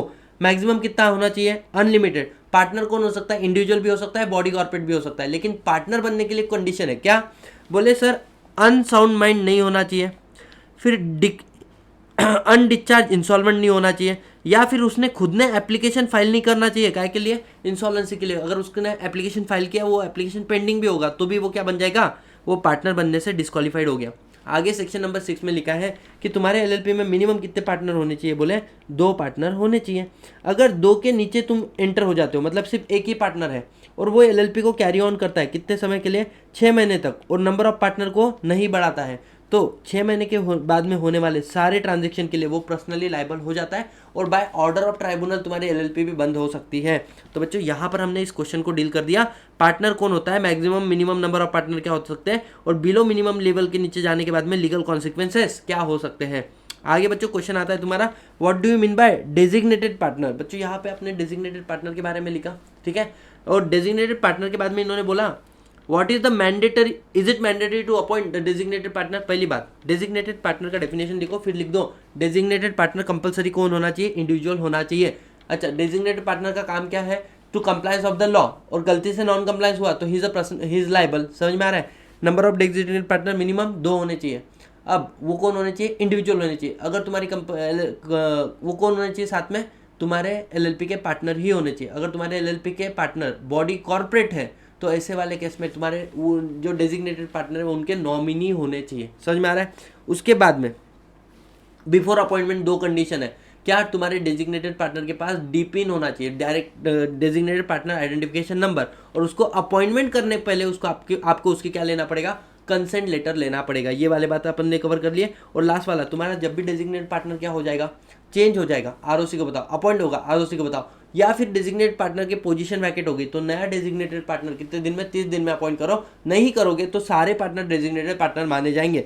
यहाँ पे बच्चों आपको नेक्स्ट क्वेश्चन भी कवर हो जाता है। आगे बढ़ते बच्चों हम लोग क्या बोलते हैं, नेक्स्ट क्वेश्चन आता है बच्चों, explain the various provision relating to incorporation of LLP और डॉक्यूमेंट कौन से लगते हैं। पहले इनकॉर्पोरेशन की 3 स्टेप लिख देना बच्चों। स्टेप 1 नेम रिजर्वेशन, जिसके लिए फॉर्म लगता है एलएलपी रन। स्टेप 2 बच्चों फिलिप, और स्टेप 3 आता है बच्चों तुम्हारा एलएलपी एग्रीमेंट फाइल करना इनकॉर्पोरेशन के 30 दिन के अंदर, ठीक है। अब स्टेप 1 के अंदर जब तुमने क्या किया, पहली बात तो you need 2 and more person जो क्या करे, कोई लॉफुल बिजनेस करे, किसके उद्देश्य से, बोले प्रॉफिट कमाने के उद्देश्य से। इसके बाद में इनका नेक्स्ट ऑब्जेक्ट क्या होना चाहिए, बोले एप्लीकेशन करेंगे, किसको, आरओसी को। एप्लीकेशन में क्या दोगे, एलएलपी का नाम दोगे। उसके बाद में बिजनेस रजिस्टर ऑफिस, पार्टनर और डेजिग्नेटेड पार्टनर के नाम और एड्रेस दोगे। समझ में आ रहा है। और साथ में अदर डिटेल और एक कंप्लायंस डिक्लेरेशन सीए एडवोकेट के साथ में कि एलएलपी के सारे कंप्लायंस हो चुके हैं। अब जो आरओसी है वो उस एविडेंस को क्या मानेगा, उस कंप्लायंस डिक्लेरेशन को एज अ एविडेंस मानकर वो क्या करेगा, आपके डॉक्यूमेंट को रजिस्टर करेगा, आपको सर्टिफिकेट ऑफ इनकॉर्पोरेशन देगा। कितने दिन के अंदर, 14 दिन के अंदर। और वो जो सर्टिफिकेट ऑफ इनकॉर्पोरेशन दिया वो कंक्लूसिव एविडेंस है और वो सील एंड साइन होना चाहिए आरओसी से। बच्चों ये हो गया आपका नेक्स्ट क्वेश्चन, हमने सॉल्व कर दिया, क्वेश्चन नंबर 5। आगे बढ़ते बच्चों हम लोग, नेक्स्ट क्वेश्चन कहाँ पे है, यहाँ पर, register, is it mandatory for LLP to have register office, और क्या प्रोसीजर है अगर आपको रजिस्टर ऑफिस को चेंज करना है। तो पहली बात, रजिस्टर ऑफिस होना चाहिए। क्यों होना चाहिए, टू सर्व द डॉक्यूमेंट। अगर कोई डॉक्यूमेंट तुमको डेजिग्नेट पार्टनर और एलएलपी पे सर्व करना है तो आप एक काम करो, सर्टिफिकेट ऑफ पोस्ट या फिर रजिस्टर पोस्ट या इलेक्ट्रॉनिक मोड से कहाँ पे भेजो, रजिस्टर ऑफिस पे भेज दो।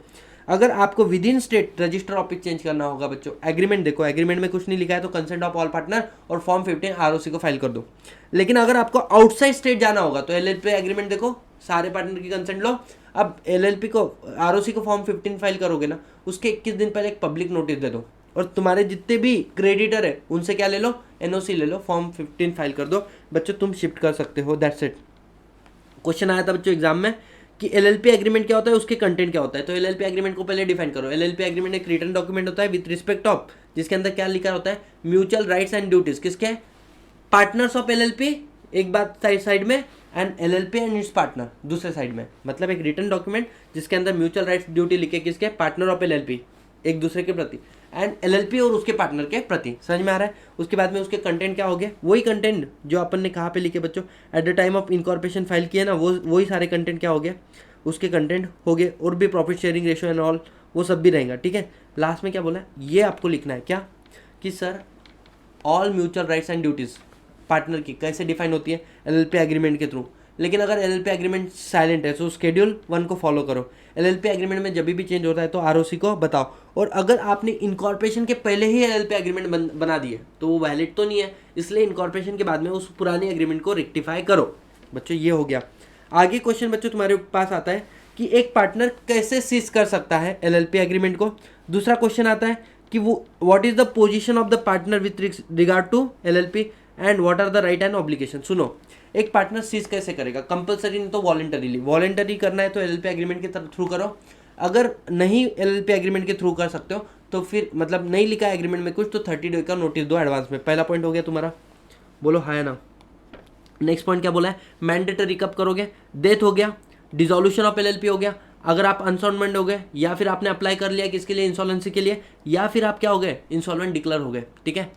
क्या फर्क पड़ेगा, तो बोले सुनो, तुम बाहर चले गए फिर भी तुम एज अ पार्टनर बोलकर ही लायबल रहोगे। कब, अगर तुमने नोटिस नहीं दिया, किसको, आरओसी को, या फिर जो थर्ड पर्सन तुम्हारे साथ में डील कर रहा है ना, जो थर्ड पर्सन तुम्हारे साथ में डील कर रहा है उसको नहीं पता है कि तुम्हारा सिजेशन हो चुका है। लास्ट वाला पॉइंट आता है बच्चों, बाहर जाने के बाद में भी पुराने कर्मों के लिए, act done in the past, उसके लिए तुम बाद में भी लायबल रहोगे। और आगे बोला है बच्चों, आफ्टर सिजेशन तुम्हारे पास क्या अधिकार है, बोले तुम्हारा कैपिटल कंट्रीब्यूशन में से अगर कुछ एक्यूमुलेटेड प्रॉफिट है तो ऐड करो, एक्यूमुलेटेड लॉस है तो माइनस करो, जो बैलेंस बचा वो तुम लेकर जा सकते हो एज अ पार्टनर। तुम्हारा डेथ हो गया तो तुम्हारा लीगल रिप्रेजेंटेटिव लेकर जाएगा, और अगर तुम इंसॉल्वेंट हो गए तो लिक्विडेटर लेकर जाएगा, लेकिन मैनेजमेंट में इंटरफेयर नहीं करेगा। समझ में आ रहा है बच्चों? बोलो यस और नो। आगे क्या बोला है बच्चों? क्या आप चेंज कर सकते हो पर्टिकुलर ऑफ पार्टनर? अच्छा, क्या डिटेल तुमने आरओसी को दे के रखी है? बोले पार्टनर का नाम और एड्रेस ये चेंज कर सकते हो। बोले कर सकते हो। कैसे करोगे आप बताओ? बोले किसको? एलएलपी को। कितने दिन के अंदर? बोले 15 दिन के अंदर, चेंज के बाद में, है ना। और एलएलपी तू आगे 30 डेज में किसको बता? आरओसी। ये 30 डेज कहाँ से काउंट होते हैं बेटा? डेट ऑफ चेंज से, ना कि जब आपको मिला वहाँ से 30 डेज काउंट नहीं करना है, जिस दिन चेंज हुआ तब से। समझ में आ रहा है? इसका मतलब इन्होंने अगर 15 दिन 10 दिन में बताया तो आपके पास 20 दिन होते हैं आगे बताने के लिए। अब अगर पार्टनर का एडिशन और सिजेशन हो रहा है तो भी आरओसी को 30 दिन में बताना होता है, लेकिन एडिशन हो रहा है तो उसका कंसेंट लेटर चाहिए। और पार्टनर का सिजेशन हो रहा है लेकिन एलएलपी आगे आरओसी को नहीं बता रहा है, तो पार्टनर खुद भी आरओसी को बता सकता है। आरओसी तूने एलएलपी को नोटिस देना, 15 दिन में उन्होंने रिप्लाई देना चाहिए। अगर रिप्लाई नहीं आता है तो सिजेशन वैलिड माना जाएगा। बच्चों आगे क्वेश्चन आया है तुमको, explain what are the extent of liability of LLP. समझ में आ रहा है? तो यहाँ पे क्या बोला है, देखो कभी भी एक बात याद रखो, पार्टनर जो होता है ना वो एलएलपी का एजेंट होता है, इसलिए पार्टनर के एक्ट के लिए एलएलपी लायबल होता है, दूसरे पार्टनर लायबल नहीं होते। अब एलएलपी कब लायबल नहीं होता है? कोई पार्टनर अपनी अथॉरिटी के बाहर जाके अगर काम कर रहा है ना, विदाउट अथॉरिटी, बियॉन्ड अथॉरिटी जाके काम कर रहा है तो एलएलपी लायबल नहीं है। और वो थर्ड पर्सन के साथ में, जिसके साथ में डील कर रहा है, उसको पता है कि पार्टनर बियॉन्ड अथॉरिटी जाके काम कर रहा है, तो भी बोले LLP is not liable. LLP liable कब है? अगर आप अपने अथॉरिटी में रह के काम करो और बिजनेस से रिलेटेड काम करो तो फिर एलएलपी लायबल है। ठीक है, नेक्स्ट पॉइंट आता है, एलएलपी की लायबिलिटी खुद की लायबिलिटी होती है और वो अपनी लायबिलिटी के लिए अपनी एसेट को सेल करके सेट ऑफ कर सकता है। आगे बात बच्चों ये बोला है कि अगर कोई पार्टनर है जिसने क्या किया, बियॉन्ड अथॉरिटी जाके कोई कार्य किया है, तो वो पर्सनली लायबल रहेगा, दूसरे पार्टनर लायबल नहीं रहेंगे। समझ में आ रहा है? नेक्स्ट क्वेश्चन आपके एग्जाम में आता है बच्चों, कौन सा? Whistle blower. विसल ब्लोअर में क्या बोलना है कि देखो अगर कोई अथॉरिटी या कोई ट्राइब्यूनल केस चला रहा है, किस पे? एलएलपी पे, इन्वेस्टिगेट वगैरह कर रहा है, जो भी एम्प्लॉय, जो भी पार्टनर उसको क्या देगा? इंफॉर्मेशन देगा which is helpful in the investigation, या उसके बेस पे पार्टनर या डेजिग्नेटेड पार्टनर या एम्प्लॉय को हम लोग क्या कर सकते हैं? कॉन्विक्ट कर सकते हैं। तो भाई इसको फायदा मिलेगा, इसके ऊपर जो पेनल्टी लगेगी उसको वेव ऑफ करेंगे या फिर कंसेशन देंगे। That's it. आगे बच्चों क्वेश्चन आता है, क्या कौन से डॉक्यूमेंट आप आरओसी को फाइल करते हो साल के बेस पे? कब ऑडिट होता है, कब अकाउंट होता है? तो बोले सुनो, देर आर 2 डॉक्यूमेंट, एक होता है फॉर्म 11, एक होता है फॉर्म 8। फॉर्म 8 होता है बच्चों फाइनेंशियल स्टेटमेंट, फॉर्म 11 होता है एनुअल रिटर्न। तो एनुअल रिटर्न बोले जैसे ही आपका फाइनेंशियल ईयर एंड हुआ उसके 60 डेज में आपने एनुअल रिटर्न फॉर्म 11 फाइल करना है। और जैसे ही आपका फाइनेंशियल स्टेटमेंट कब तक प्रिपेयर हो जाना चाहिए? विद इन 6 मंथ, मतलब 30 सितंबर। और जैसे 30 सितंबर हो गया ना, उसके 30 दिन के अंदर 30 अक्टूबर तक आपने फॉर्म 8 मतलब फाइनेंशियल स्टेटमेंट भी फाइल करना है। किसको? आरओसी को। फाइनेंशियल स्टेटमेंट प्रिपेयर करने के लिए तुम्हारे पहले फाइनेंशियल स्टेटमेंट फाइल करने के लिए पहले फाइनेंशियल स्टेटमेंट रेडी होने चाहिए, हर साल के रेडी होने चाहिए। चाहे कैश बेसिस पे करो, एक्रूअल बेसिस पे करो, फर्क नहीं पड़ता है, डबल एंट्री सिस्टम के बेस पे होना चाहिए। समझ में आ रहा है? अब फॉर्म 8 फाइनेंशियल स्टेटमेंट रेडी करो, फॉर्म 8 फाइल करो, और ऑडिट तुमको तभी एप्लीकेबल होगा जब तुम्हारा कंट्रीब्यूशन 25 लाख के ऊपर और तुम्हारा टर्नओवर 40 लाख के ऊपर जाएगा। ठीक है, आगे बढ़ते बच्चों। नेक्स्ट क्वेश्चन क्या एग्जाम में, क्या पार्टनरशिप फर्म कन्वर्ट हो सकती है एलएलपी में? बिल्कुल हो सकती है। कैसे होगी? तो बड़ी सिंपल सी बात है यार, पहले तो तुम लोग एक काम करो, नेम रिजर्व करो, फिर अपनी पार्टनर की कंसेंट ले लो और एप्लीकेशन कर दो कन्वर्जन के लिए। आरओसी तुमको दे देगा certificate of incorporation. Certificate of incorporation देने के बाद में सारी पार्टनर की एसेट लायबिलिटी, पार्टनरशिप फर्म की एसेट लायबिलिटी एलएलपी की एसेट लायबिलिटी बन जाएंगे, और पार्टनरशिप फर्म के पार्टनर एलएलपी के पार्टनर बन जाएंगे। ठीक है, इसके बाद में आप नेक्स्ट 15 दिन के अंदर क्या करो, आपका रजिस्टर ऑफ फर्म है ना उसको इन्फॉर्म करो और ख़त्म करो। ठीक है, आगे बढ़ते बच्चों हम लोग। सर्कमस्टांसेस जब LLP court order of court से क्या हो जाएगी? वाइंड अप हो जाएगी। तो बड़ी सिंपल सी बात है, पार्टनर डिसाइड करते कि यार जाओ एप्लीकेशन करो और वाइंड अप करा के लो वो, या फिर नंबर ऑफ पार्टनर बिलो 2 हो जाते हो, 6 महीने से ज़्यादा तुमने धंधा कर लिया, या फिर तुम्हारी जो एलएलपी वो इंटीग्रिटी और सोवर्जिनिटी ऑफ इंडिया के अगेंस्ट में काम कर रहा है, या फिर तुमने क्या किया, एनुअल फाइलिंग और financial statement of solvency file करने के लिए 5 साल से ज़्यादा डिफॉल्ट कर दिया, या फिर तुमने क्रेडिटर का पेमेंट दबा के रखा हुआ है, दिया नहीं है, वो कोर्ट को लगता है जस्ट एंड इक्विटेबल है, तो तुम्हारी एलएलपी को क्या कर देंगे? क्लोज कर देंगे। क्या provision of companies act LLP के ऊपर एप्लीकेबल हो सकते हैं? बोले हाँ, सेंट्रल गवर्नमेंट के पास है, वो ऑफिशियल गैजेट में नोटिफिकेशन देकर डायरेक्ट कर सकती है। The provision of companies act LLP act के ऊपर एप्लीकेबल होगी, लेकिन ये करने के पहले वो नोटिफिकेशन उनको बोथ हाउस ऑफ पार्लियामेंट में रखना पड़ेगा 30 डेज के लिए। एक तो वो रिजेक्ट करेंगे तो नहीं कर सकते, एक्सेप्ट करेंगे तो फिर कर सकते हो। विथ और विदाउट मॉडिफिकेशन वो एक्सेप्ट कर सकते हैं। कुछ इंपॉर्टेंट डेफिनेशन आपके एग्जाम में आती है बच्चों, क्या क्या है वो। स्मॉल LLP मतलब वही बात, ऑडिट वाला लिमिट। स्मॉल LLP मतलब ऐसी LLP जिसका टर्नओवर कितना नहीं है, 25 लाख के ऊपर कंट्रीब्यूशन नहीं है, या उसका टर्नओवर 40 लाख के ऊपर नहीं, लेकिन बीच में वर्ड है एंड और वहाँ पे था और, ठीक है, ऑडिट के लिए। और यहाँ पे क्या है, फाइनेंशियल ईयर मतलब 1 अप्रैल को शुरू होता है, 31 मार्च को खत्म होता है। लेकिन अगर आपकी LLP 30 सितंबर के बाद में बनी है तो फिर अगले 31 मार्च को फाइनेंशियल ईयर को क्लोज नहीं होगा, उसके अगले साल क्लोज होगा। मतलब 31 मार्च ऑफ ईयर नेक्स्ट ईयर के फॉलोइंग, तो फॉलोइंग द नेक्स्ट ईयर हो रहा, उसके बाद वाले ईयर में 31 मार्च को आपका फाइनेंशियल ईयर क्लोज होगा। एक एग्जांपल के लिए, मानो आपने LLP 1 नवंबर 2023 को इनकॉर्पोरेट की, तो 31 मार्च 2024 को क्लोज नहीं होगा financial year, first financial year close होगा 31 मार्च 2025 के दिन। Guys with this I can say we are done with the 16 total question answer जो आपके LLP एक्ट के बारे में एग्जाम में आ चुके हैं। With this I will conclude this class guys over here only. बताओ क्या आप लोग सेटिस्फाइड हो? बोलो यस और नो। फॉर्मेट होता है बच्चों financial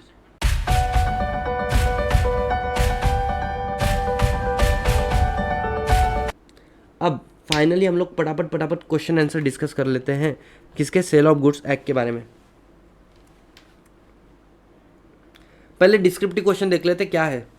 sir what are the essential elements of the contract of sale, ये पहला क्वेश्चन बच्चों आपके सामने। अब यहाँ पर आप लोग क्या लिखोगे, सबसे पहले आप लिखोगे सेक्शन नंबर 4 सबसेक्शन 1 जो बात करता है सर कॉन्ट्रैक्ट ऑफ सेल क्या होता है। बोले contract of sale is a contract where the seller transfer or agree to transfer property in goods to buyer for price. तो आपने कॉन्ट्रैक्ट ऑफ सेल लिख दिया। उसके बाद में लिखो इसेंशियल फीचर्स, क्या लिखोगे, डेफिनेशन को तोड़ो। कॉन्ट्रैक्ट ऑफ सेल क्या है, बोले contract it means all the essential elements of the valid contract must exist. दूसरा, जहाँ पर कौन ट्रांसफर कर रहा है, सेलर ट्रांसफर कर रहा है बोले बायर को, तो मतलब मिनिमम कितनी पार्टी होना, बोले मिनिमम 2 पार्टीज होना, बराबर। अब जो पार्टीज है वो कॉम्पिटेंट टू कॉन्ट्रैक्ट होना, जरूरी नहीं है वो नेचुरल पर्सन या आर्टिफिशियल पर्सन होना। समझ में आ रहा है कि नहीं। A person can not be the seller and the owner of its own goods, वो बातें लिख दो आप लोग, ठीक है। Buyer means the one who buy or agree to buy, seller means the one who sell and agree to sell. अब क्या ट्रांसफर कर रहे हो, बोले प्रॉपर्टी ट्रांसफर कर रहे हो, मतलब ओनरशिप ट्रांसफर कर रहे हो, जनरल प्रॉपर्टी ट्रांसफर कर रहे हो, स्पेशल प्रॉपर्टी नहीं। आप एक तो ट्रांसफर कर रहे हो या एग्री टू ट्रांसफर कर रहे हो, मतलब इट कैन बी सेल और it can be agreement to sale, है ना। और मेन बात goods means every kind of movable property other than money and exchangeable claim. It include share stock, it does not include money and other than money and exchangeable claim. It include share stock, growing crop, grass thing attach forming part of land which can be severe before sale take place. समझ में आ रहा है बच्चों। Don't you think if you write this much you will get the enough mark, बोलो हाँ या ना। तो you should be in that position कि आपको समझते आना है, मतलब आउटलाइन क्रिएट करो, आंसर खुद लिखो, है ना। नेक्स्ट पॉइंट आता है बच्चों आपके सामने, state the various essential elements involve in the sale of uncertain goods and appropriation as per. अब सिंपल सी बात है कि भाई साहब अगर आपको अनसर्टन गुड्स को सेल करना है तो उसके लिए क्या एलिमेंट्स है, इसके बारे में state the various essential elements involve in the sale of uncertain goods and appropriation. बड़ी सिंपल सी बात है। सेक्शन नंबर 18 क्या बोलता है बच्चों, सेक्शन नंबर 18 बोलता है a property in goods can not B transfer unless it is ascertain. मतलब अनअसर्टन गुड्स जो है ना, आप इसकी ओनरशिप ट्रांसफर कर ही नहीं सकते हो, आपको पहले क्या करना पड़ेगा, इसको असर्टन करना पड़ेगा, तभी आप इसकी ओनरशिप ट्रांसफर कर सकते हो। Second point section number 23, ascertain करने के लिए आपको उसको अनकंडीशनल अप्रोप्रिएट करना पड़ेगा। बोले अनकंडीशनल अप्रोप्रिएशन कैसे करेंगे, 3 बातें याद रखना। एक तो सेलर करेगा with the consent of buyer या फिर बायर करेगा with the consent of seller. दूसरा बात क्या बोला है कि जो कंसेंट है वो एक्सप्रेस भी हो सकती है, वो इम्प्लाइड भी हो सकती है। और तीसरी बात क्या बोलना है, जो कंसेंट है वो कॉन्ट्रैक्ट ऑफ सेल के बिफोर भी हो सकती है या फिर आफ्टर भी हो सकती है। ये वाला पॉइंट आपने बता दिया। If you write this much you will easily get all mark, entire mark. समझ में आ रहा है बच्चों, बोलो यस और नो। क्वेश्चन को क्रैक कर पा रहे हो कि नहीं कर पा रहे हो। यस आगे बढ़ते बच्चों, ध्यान देना। आगे बोला डिफरेंशिएट बिटवीन द असर्टन और अनअसर्टन गुड्स। असर्टन गुड्स मतलब क्या लिखोगे, अनअसर्टन मतलब क्या लिखोगे, सुनो। The goods which is not ascertained identified at the time of contract of sale, उसको बोलते हैं अनअसर्टन गुड्स। दूसरा बात क्या बोलोगे, unascertained good generally sell on the basis of what, class or characteristics, description, on the basis of description. Ascertained क्या होता है, तो बोलना from the lot of unascertained goods when certain goods set aside it become ascertained goods. Ascertained goods क्या बोल सकते हैं, it is identified after contract of sale. तो दो बातें याद रखना, not identified at the time of contract of sale unascertained, identified after contract of sale तो असर्टन बोलेंगे। ठीक है, यस सर, ये भी आपका क्वेश्चन हो गया बच्चों। ठीक है, उसके बाद में क्वेश्चन आता है sir what do you mean by sale and the hire purchase. सुनो, डिफरेंशिएशन 6 मार्क का है। तो सबसे पहले लिखो सेल क्या है sir, sale means when the property in goods transfer from seller to buyer at the time of contract of sale it is sale. Contract of sale क्या होता है, बोले where the seller transfer agree transfer property in goods to buyer for price, इसको बोलते हैं contract of sale. Hire purchase क्या होता है, तो बोले यहाँ पे it's arrangement between the seller and the buyer. यहाँ पर buyer is suppose to give क्या, इंस्टॉलमेंट, है ना, मैं पैसा देना है, लेकिन ownership get transfer at the time of last installment. तो ये अरेंजमेंट को हम लोग क्या बोलते हैं, हायर परचेस। बायर के पास ऑप्शन होता है, चाहे तो वो कभी भी पेमेंट को रोक सकता है। द मोमेंट उसने पेमेंट को रोका, जो सेलर है वो आके अपनी गुड्स का पोजीशन क्या कर लेगा, रीगेन कर लेगा। समझ में आ रहा है, तो इसको बोलते हैं हायर परचेस अरेंजमेंट। उसका जो डिफरेंशिएशन का कॉलम मैंने आपको पढ़ाया था वो कॉलम आपने रेफर कर लेना है। We are done with this, है ना, आपको बता भी देता हूं मैं, ध्यान दो।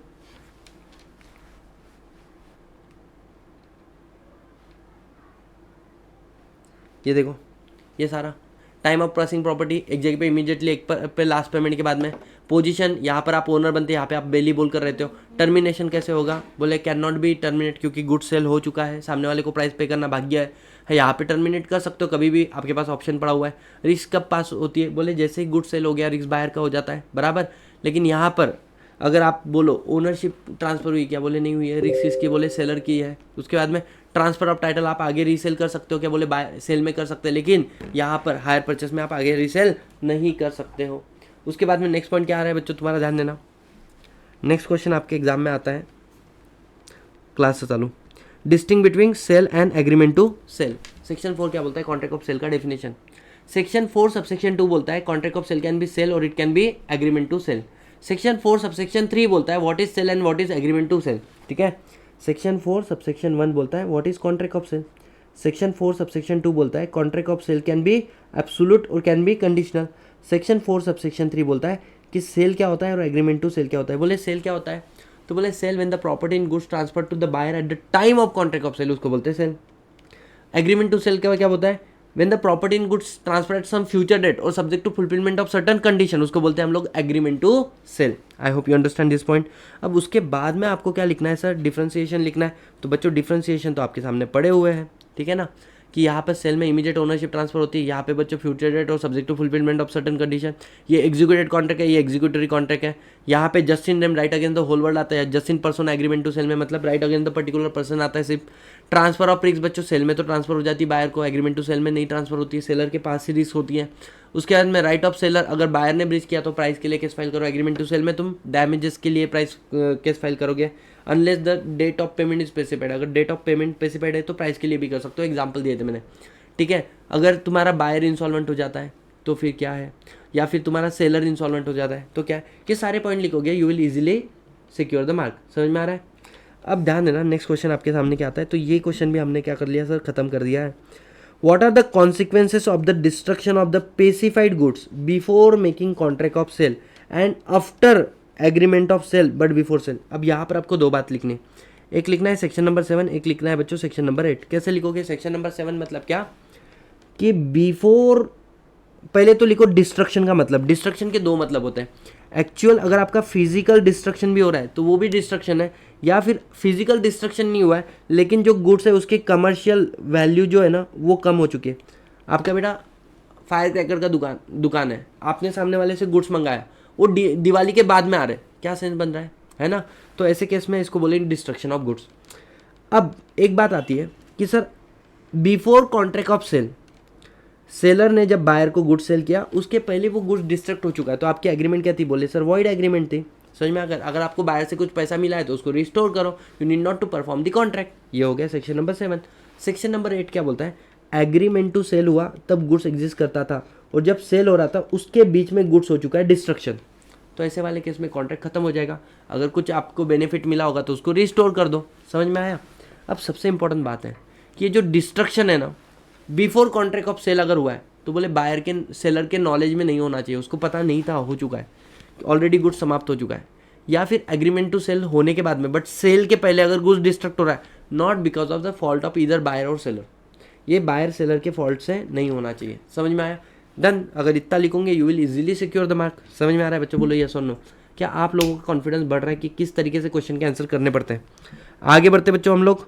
What do you mean by delivery of the goods under the contract of sale and the various mode of the delivery? बच्चों सिंपल सी बात है, डिलीवरी का मतलब क्या होता है? बोले voluntary transfer of the position from seller to buyer is nothing but the delivery of the goods. Section 5 बोलता है there is no relationship between the delivery and the payment. Delivery immediate या instalment या फिर future date में हो सकता है, और पेमेंट भी कैसे भी हो सकता है। इसके बाद में आ जाओ, बोले वेरियस मोड ऑफ डिलीवरी कौन सी है? तो बोले 3 तरीके, एक्चुअल डिलीवरी है, सिंबॉलिक डिलीवरी है, कंस्ट्रक्टिव डिलीवरी है। मैंने एक्चुअली आप गुड्स को हैंड ओवर करते हो तो एक्चुअल डिलीवरी, सिंबॉलिक टोकन देते हो instead of giving the goods, कौन सा डिलीवरी? Symbolic delivery. एंड अगर आप डिलीवरी कर रहे हो by acknowledgement without change in the custody, बोले कंस्ट्रक्टिव डिलीवरी हो गया। खत्म ना बच्चों? आगे बढ़ते। बोले क्वेश्चन नंबर नेक्स्ट क्वेश्चन क्या है बच्चों तुम्हारा? Doctrine of caveat emptor and explain the various exception. बड़ी सिंपल सी बात है, डॉक्ट्रिन ऑफ केवेट एम्प्टर क्या बोलता है सुनो। डॉक्ट्रिन ऑफ केवेट एम्प्टर बोलता है let the buyer be aware that seller is need not to disclose the defect in the goods. Seller is not responsible for the bad choice of the buyer. समझ में आ रहा है? Seller don't know the purpose for which the buyer is purchased the goods. Therefore it is duty of the buyer to examine the goods before being purchased. ये बातें आप लोगों ने लिखनी सिंपल लैंग्वेज में। Therefore seller is not responsible for bad choice of the buyer. Buyer should bear his own loss. But इसकी कुछ exception है। सर क्या क्या एक्सेप्शन है? सारी बातें बताते हैं आप लोग। जो आपने इम्प्लाइड कंडीशन, इम्प्लाइड वारंटी थी ना, वो एक्सेप्शन है। पहली बात, अगर बायर ने अपना क्वालिटी ऑफ फिटनेस वाला, बायर ने अपना पर्पस सेलर को बताया, उसने सेलर के स्किल जजमेंट पे रिलाई किया, और सेलर जो था ना वो उसी धंधे में डील करता था, और उसने फिर भी अच्छा गुड्स नहीं दिया, सेलर यू आर लायबल। दूसरा, सेल बाय सैंपल था, आपने सैंपल के हिसाब से गुड्स नहीं दिया, आपने इंस्पेक्शन का अपॉर्चुनिटी नहीं दिया, उसके अंदर डिफेक्टिव लेटेंटिव डिफेक्ट है, ठीक है, सेलर यू आर लायबल।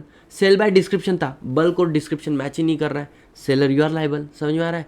तीसरा पॉइंट क्या बोल सकते हैं? Sale by sample as well as description. समझ में आ रहा है? तो एन नंबर ऑफ थिंग जो हम लोगों ने लिखी थी किधर, implied condition, implied warranty, that become your exception. समझ में आ रहा है? तो ये आप लोग क्वेश्चन प्रिपेयर करके रखो एग्जामिनेशन पॉइंट ऑफ व्यू से।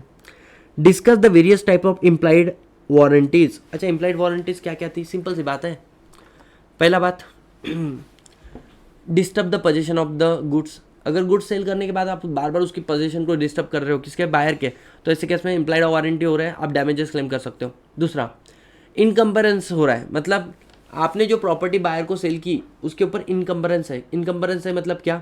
किसी और का इंटरेस्ट है और ये बात आपने बायर को नहीं बताई at the time of contract of sale, तो बच्चों buyer can recover the damages. तीसरा बोला goods involve the dangerous nature, goods जो है वो डेंजरस नेचर का है, और the buyer is ignorant about the fact कि इस गुड्स में डेंजरस नेचर है, मतलब बॉडी स्प्रे डिओ वगैरह, उसको तुम अग्नि के सामने लेके जाओ तो आग पकड़ लेता है, तो ये बात आपको बायर को बताना पड़ेगा अगर वो इग्नोरेंट है तो at the time of contract of sale. और चौथा बात क्या है? Warrant implied warranty by custom and the usages. Fridge है, ठंडा नहीं हो रहा है, गर्म हो रहा है, दिस इज इम्प्लाइड वारंटी, है ना। उसके बाद में what are the 4 exception of the doctrine of caveat emptor, ये हमने अभी जाके ऊपर से पढ़ कर आए। What are the difference between condition and warranty. अच्छा सुनना, कंडीशन एंड वारंटी का डिफरेंस पूछा है। आगे, under the contract of sale and explain when shall the condition will be treated as warranty. समझ में आ गया? बहुत ईजी है। पहले बोलना क्या रिप्रेजेंटेशन क्या होता है? जब भी सेलर अपने गुड्स को सेल करता है तो उसके फीचर, उसकी क्वालिटी, उसकी क्वांटिटी के बारे में बताता है, दैट इज अ रिप्रेजेंटेशन। समझ में आ रहा है? यस। फिर आ जाओ, what is condition and that is called stipulation, and what is warranty. तो बोलना condition is a essential to the main purpose of the contract, whereas the warranty is a collateral to main purpose of the contract. अगर condition का होता है breach, तो ऐसे case में seller buyer है right to repudiate the contract, and अगर warranty का होता है breach, buyer can not रिपुडिएट the contract, he can claim the damages. समझ में आ रहा है? फिर लिखो, कंडीशन को आप वारंटी ट्रीट कर सकते हो लेकिन वारंटी को आप कंडीशन ट्रीट नहीं कर सकते हो। अब इसके बाद में आप लोग और क्या लिख सकते हो? इसके बाद में व्हाट आर द सर्कमस्टांसेस जब आप कंडीशन को क्या करते हो? वारंटी ट्रीट करते हो। बच्चों 4 बातें याद रखना, ठीक है ना। सबसे पहले कि जो बायर है वो अगर अपनी कंडीशन टूटी है फिर भी उसको वेव कर रहा है, बोले मेरे को फर्क नहीं पड़ता, वेवर ऑफ परफॉर्मेंस बायर कर रहा है, तो ऐसे वाले केस में ब्रीच ऑफ वारंटी। या फिर वो बोलता है कि चल कंडीशन टूटा है but I will treat as breach of warranty, मतलब मेरे को सामने वाले से सिर्फ डैमेजेस चाहिए, मेरे को कॉन्ट्रैक्ट कैंसिल नहीं करना है, ब्रीच ऑफ वारंटी कंसिडर कर रहे हो। समझ में आ रहा है? Goods is not separable, goods separable नहीं था लेकिन आपने गुड्स को सेपरेट कर दिया। एग्जांपल दिया था मैंने मोबाइल फ़ोन वाला कि मैंने मोबाइल फ़ोन ऑर्डर किया, चार्जर मेरी दीदी ले गई, कवर मेरा कोई और ले गया, बैटरी निकाल के मेरा भाई ले गया, समझ में आ गया। गुड्स नॉट सेपरेबल था, मैंने उसको सेपरेट कर दिया। अब मैंने मंगाया था आईफोन और मेरे को मिल गया वन प्लस, क्या मैं उसको रिटर्न कर सकता हूँ? नहीं, क्योंकि वो गुड्स के जो आपको रिटर्न करने थे पार्ट वो आपके पास है ही नहीं। या फिर एक्सक्यूज ऑफ लॉ, जो गुड्स आपने मंगाए, मोदी जी आके बोलते भाई बहनों आज रात 12 बजे के बाद कोई नहीं बोलेगा, बोलो जुबान केसरी, बराबर। तो जो गुड्स है वो क्या हो गया, एक्सक्यूज ऑफ लॉ की वजह से अवेलेबल नहीं है। ऐसे वाले केस में you can not consider as a breach of condition, है ना। डन सेट, ये भी क्वेश्चन अपना हो गया। Breach of condition can be treated as breach of warranty, अभी पढ़ कर आए। Explain this statement as per the relevant provision, ये अपना ऑलरेडी हो चुका है। आगे बढ़ते बच्चों, what are the implied condition in the contract of sale, sale by sample as well as okay also state implied warranty under. अच्छा see very simple, implied condition में उन्होंने बोला सिर्फ contract of cell by sample बताओ, तो यहाँ पे पहली बात क्या बोलोगे, सेल बाय सैंपल कर रहे हो तो 3 बातें याद रखना। क्या, जो सैंपल है वो बल्क से मैच होना चाहिए, the sample must correspond to bulk. दूसरा, आपको अपॉर्चुनिटी ऑफ इंस्पेक्शन मिलना चाहिए। तीसरा, उसके अंदर कोई लेटेंटेड डिफेक्ट नहीं होने चाहिए। अगर ये तीनों चीज़ों को सेटिस्फाई कर दो तो हम बोलेंगे सेल बाय सैंपल माना जाएगा। समझ में आया? हाँ, आप वो बात भी कर सकते हो कि you are promise to sell pizza, you can not compel buyer to purchase take burger, ये वाला भी लिख सकते हो। आगे, what are the implied warranty, 4 warranty अभी तो हम लोगों ने डिस्कस किया था। क्या, डिस्टर्ब कर रहे हो पोजीशन, इनकम्बरेंस है, किसी और का इंटरेस्ट है। तीसरा, डेंजरस नेचर आपने बताना चाहिए था। और custom quality fitness by custom and users. समझ में आ रहा है? खत्म ये क्वेश्चन। And what are the appropriation of the goods under the, क्या, what is the appropriation of goods under the contract of sale, state the essential regarding appropriation. बच्चों सेक्शन नंबर 23 क्या बोलता है, सेलर कर, पहले तो पहले बताओ सेक्शन नंबर 18, अनअसर्टन गुड्स की प्रॉपर्टी तब तक ट्रांसफर नहीं हो सकती जब तक वो असर्टन नहीं होता। फिर असर्टन करने के लिए सेक्शन 23 बोलता है कि उसको अनकंडीशनल अप्रोप्रिएशन करना पड़ेगा। कैसे करना पड़ेगा? 3 बातें, सेलर करेगा with the consent of buyer या बायर करेगा with the consent of seller. दूसरा, कंसेंट में भी एक्सप्रेस, कंसेंट में भी इम्प्लाइड। और तीसरा, consent before contract of sale भी हो सकता है, आफ्टर कॉन्ट्रैक्ट ऑफ सेल भी हो सकता है। That's it. समझ में आया guys? We are done with the all descriptive types of question. समझ में आया कि नहीं? बोलो यस और नो। फटाफट फटाफट फटाफट मैं आप लोगों को सारे के सारे क्वेश्चन कवर करा कर दे रहा हूँ। अब हम लोग आ जाते हैं सर किसके ऊपर, थोड़े से केस स्टडी बेस्ड क्वेश्चन के ऊपर, ठीक है ना। अब केस स्टडी बेस्ड क्वेश्चन मुझे भी पढ़ने पड़ेंगे, कौन से मेरे को भी नहीं पता ये वाले।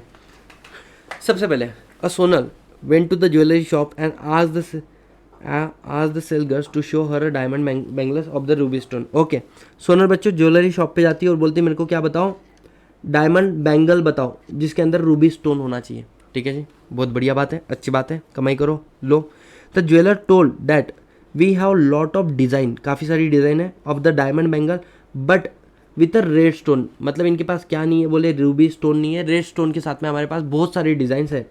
If she choose her self any special design of diamond bangle with the red stone, they will replace the red stone with the ruby stone. बोले एक काम करो, हमारे पास रेड स्टोन के साथ में काफ़ी सारे बैंगल्स है, आप है ना एक आधी बैंगल डिसाइड कर लो, जो बैंगल आप डिसाइड करोगे उसका मैं रेड स्टोन निकाल दूंगा और उधर क्या लगा दूंगा? बोले मैं रूबी स्टोन लगा दूंगा। समझ में आ रहा है बच्चों? बोलो, वहाँ पे मैं रूबी स्टोन लगा दूंगा। बोले बहुत ही बढ़िया।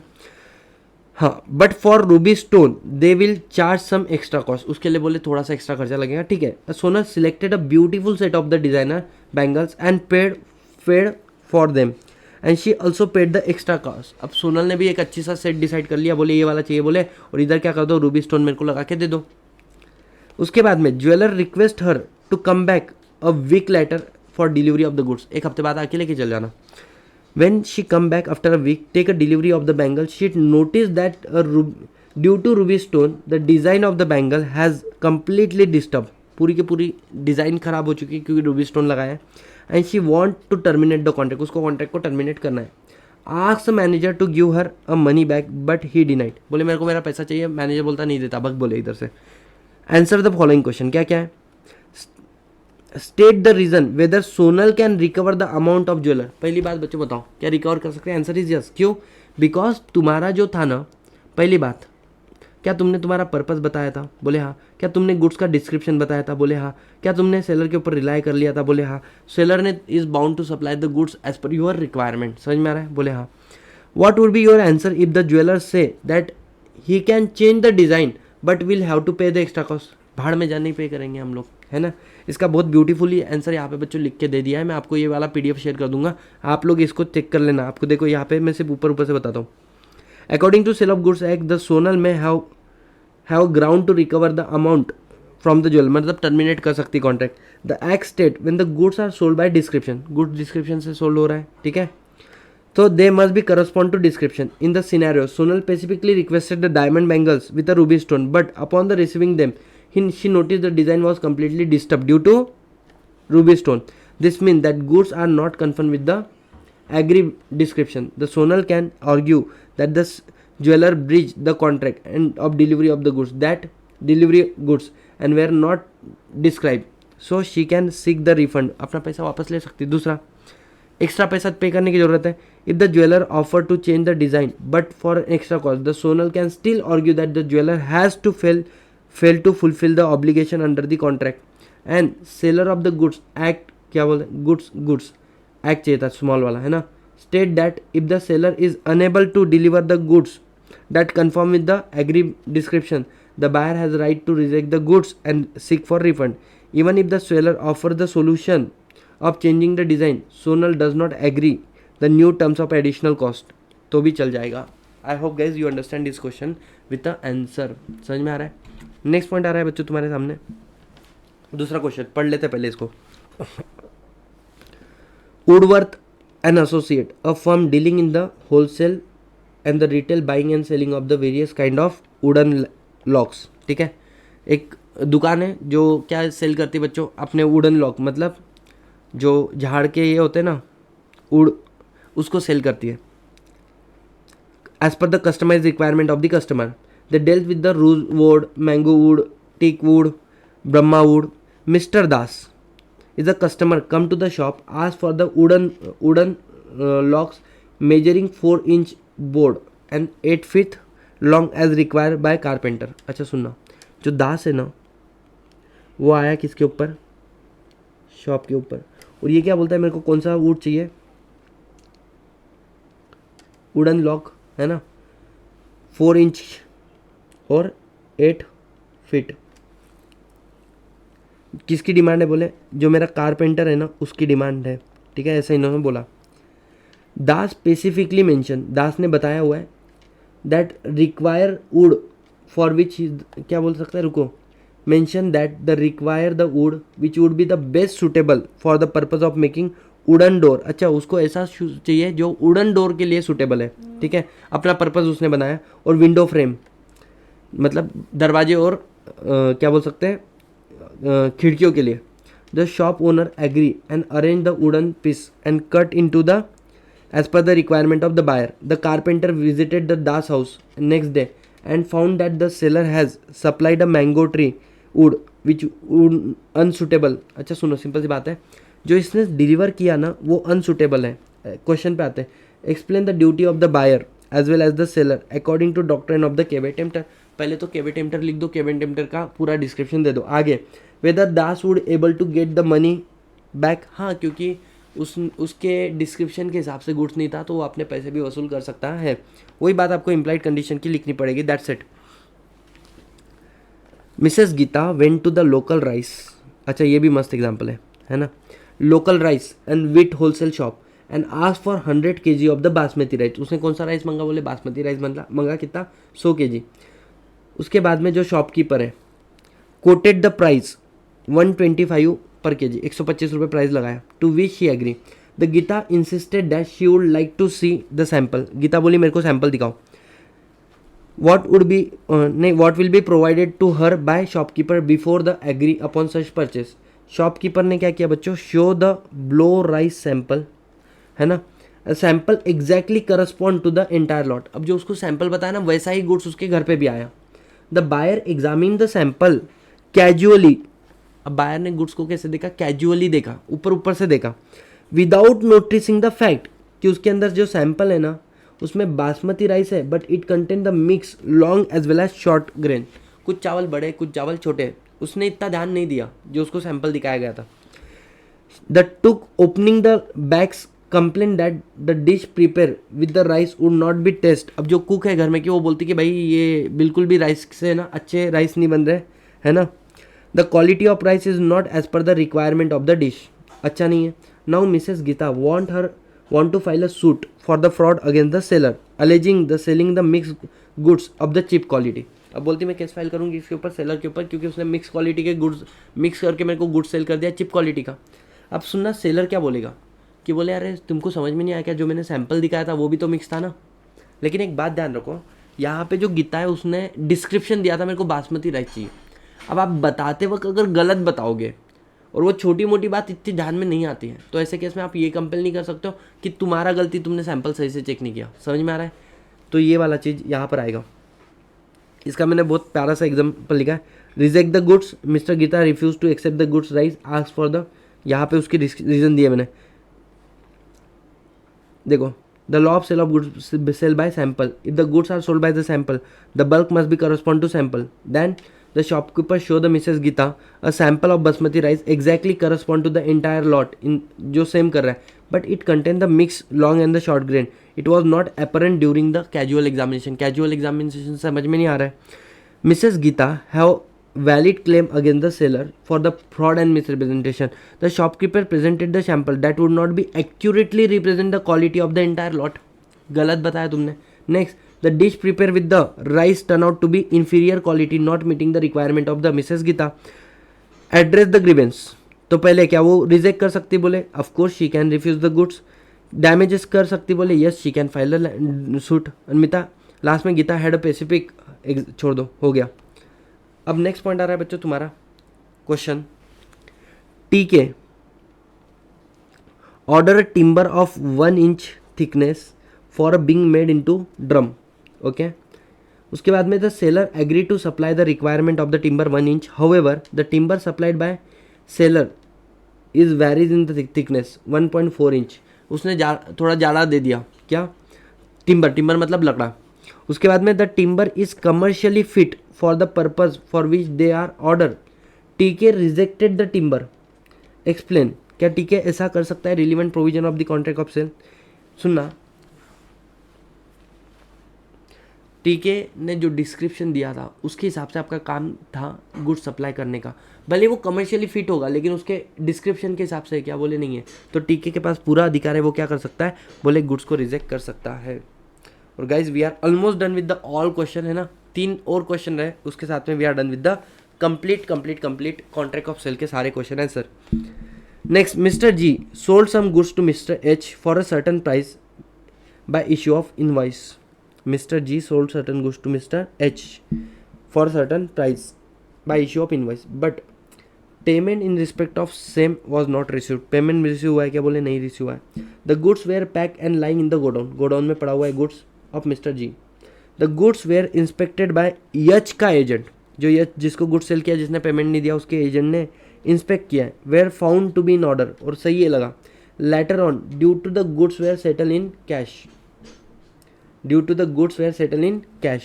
Just after receiving cash, Mr. G asked Mr. H, Mr. G मतलब ये नया वाला, that the goods should be taken away from his godown to enable him to store other goods purchased by him. Okay. Mister G बोलता है भाई आप अपना goods लेके चल जाओ, क्योंकि क्या है ना, अब मैं मैटर सॉल्व हो गया, आप अपना गुड्स लेकर चल जाओ तो मैं बाकी के गुड्स रख सकता हूँ, बोले मेरे गोडाउन के अंदर. After 1 day since mister H did not take a delivery, तो उसने अब 1 दिन का समय दिया, आपने गुड्स लेकर नहीं गए, उसने गुड्स क्या कर दिए? बाहर रख दिए, और किसी कारणवश वो गुड्स खराब हो गए. जिम्मेदारी किसकी है बच्चों? याद आ रहा है कि delay cause because of the नहीं, damages cause because of the delay of the buyer will bear the loss. वो वाला एग्जाम्पल है. Another question guys, mister R own a 2-wheeler which he handed over to her friend missus K on sale on retail basis. अच्छा, इसके पास 2-wheeler थी जो इसने किसको दी? के को दी, कि बोले अच्छा लगे तो रख लेना, नहीं तो वापस दे देना. Even after a week mister K neither return the vehicle nor made a payment. ना रिटर्न किया ना पेमेंट किया. She instead a pledge of week, लेकिन वो उसने प्लेज कर दिया आगे किसको? ए को. तो एज गुड एज क्या हो गया? एडॉप्शन ऑफ ट्रांजेक्शन हो गया, इक्विवेलेंट की उसको ओनरशिप ट्रांसफर हो चुकी है.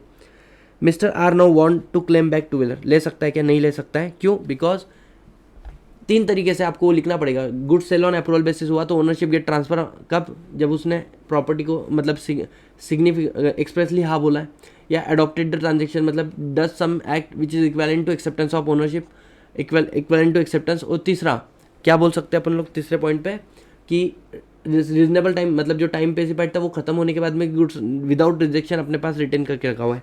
तो ये दूसरा वाला एग्जाम्पल में examine the reference provision.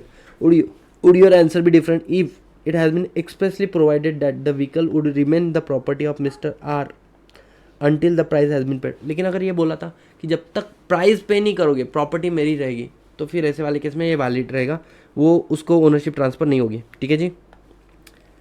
Last question of the sale of goods है। A B sold 500 bags of wheat to C D. A B ने 500 बैग्स सी डी को सेल किए। Each bag contain the 50 kilogram of wheat. A B send 450 bags by road of transport and C D himself took the remaining 50 bag. बोले 450 में road of transport से बेच रहा हूँ, 50 जो है वो तू खुद लेके जाना। C D receive the delivery of 450 bags send by the road of transport, he become bankrupt. अब वो बैंकरप्ट हो चुका है। A B being still unpaid stop the bag in transit. The official receiver of C D insolvency claim the bags decide whether. अच्छा सुनो, ownership transfer हो चुका है तो बोले ऑफिशियल रिसीवर डिलीवरी मांग सकता है, लेकिन वो 450 बैग का जो डिलीवरी हो चुका है अगर ओनरशिप ट्रांसफर हो गया है तो वो तो लिक्विडेटर के पास है। जो 50 बैग का ओनरशिप ट्रांसफर नहीं हुआ है तो उसका कोई अधिकार नहीं है ऑफिशियल क्या बोल सकते हैं लिक्विडेटर को लेकर जाने का। एंड विद दिस है ना we are done with guys your complete sale of goods act. अच्छा कितने क्वेश्चन सॉल्व किए एक बार वो भी देख लेते हैं। ठीक है ना, हमने कितने क्वेश्चन सॉल्व किए? 1 2 3 4 5 6 7 8 9 10 11 12 13 14 15 16 17 18 19 20 21 और भी है क्या? चलो 23 24 25 26 है ना, 26 क्वेश्चन। अभी 3 क्वेश्चन जो बाकी है वो देख लेते हैं। A non owner can convey better writer बच्चों नेमो डॉट कॉम नॉट हैबिट वो वाले सारे पॉइंट है ना। Explain the 6 circumstances in detail in which the non owner can सेम नेमो डॉट कॉम नॉट हैबिट वाला है ना। प्राइमा रिस्क पासेस प्राइमा फेसिया विद द प्रॉपर्टी बच्चों सिंपल सी बात है।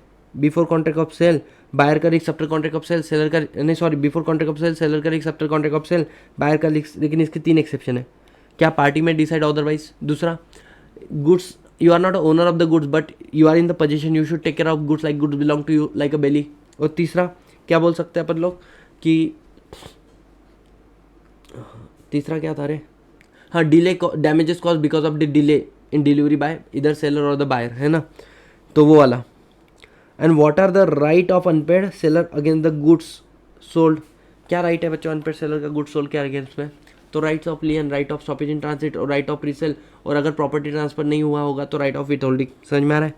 What are the rule regarding regulate the auction sale. Auction sale का हम लोगों ने देखा कि each lot of sale is a different contract of sale हो सकता है। उसके बाद में सेल कंप्लीट होता है जब वो बीड हैमर फॉलो होता है या कस्टमरी प्रैक्टिस फॉलो होता है। सेलर खुद भी बीड करने का राइट रिजर्व कर सकता है, लेकिन ये बात उसको डिस्क्लोज करना पड़ेगा। Pretended billing is not allowed otherwise वो कॉन्ट्रैक्ट वॉइडेबल हो जाएगा। और लास्ट वाला पॉइंट क्या लिखोगे कि एक रिजर्वेशन प्राइस आप रख सकते हो, तो ये वाला क्वेश्चन भी हो चुका है। Next discuss the right of unpaid seller against the buyer. क्या क्या राइट है? अरे वो प्राइस के लिए केस फाइल कर सकता है, डैमेजेस के लिए केस फाइल कर सकता है, एंटीसिपेटरी ब्रीच हो सकता है, या फिर तीसरा बात आप इंटरेस्ट के लिए कर सकते हो। इंटरेस्ट के लिए कब कर सकते हो?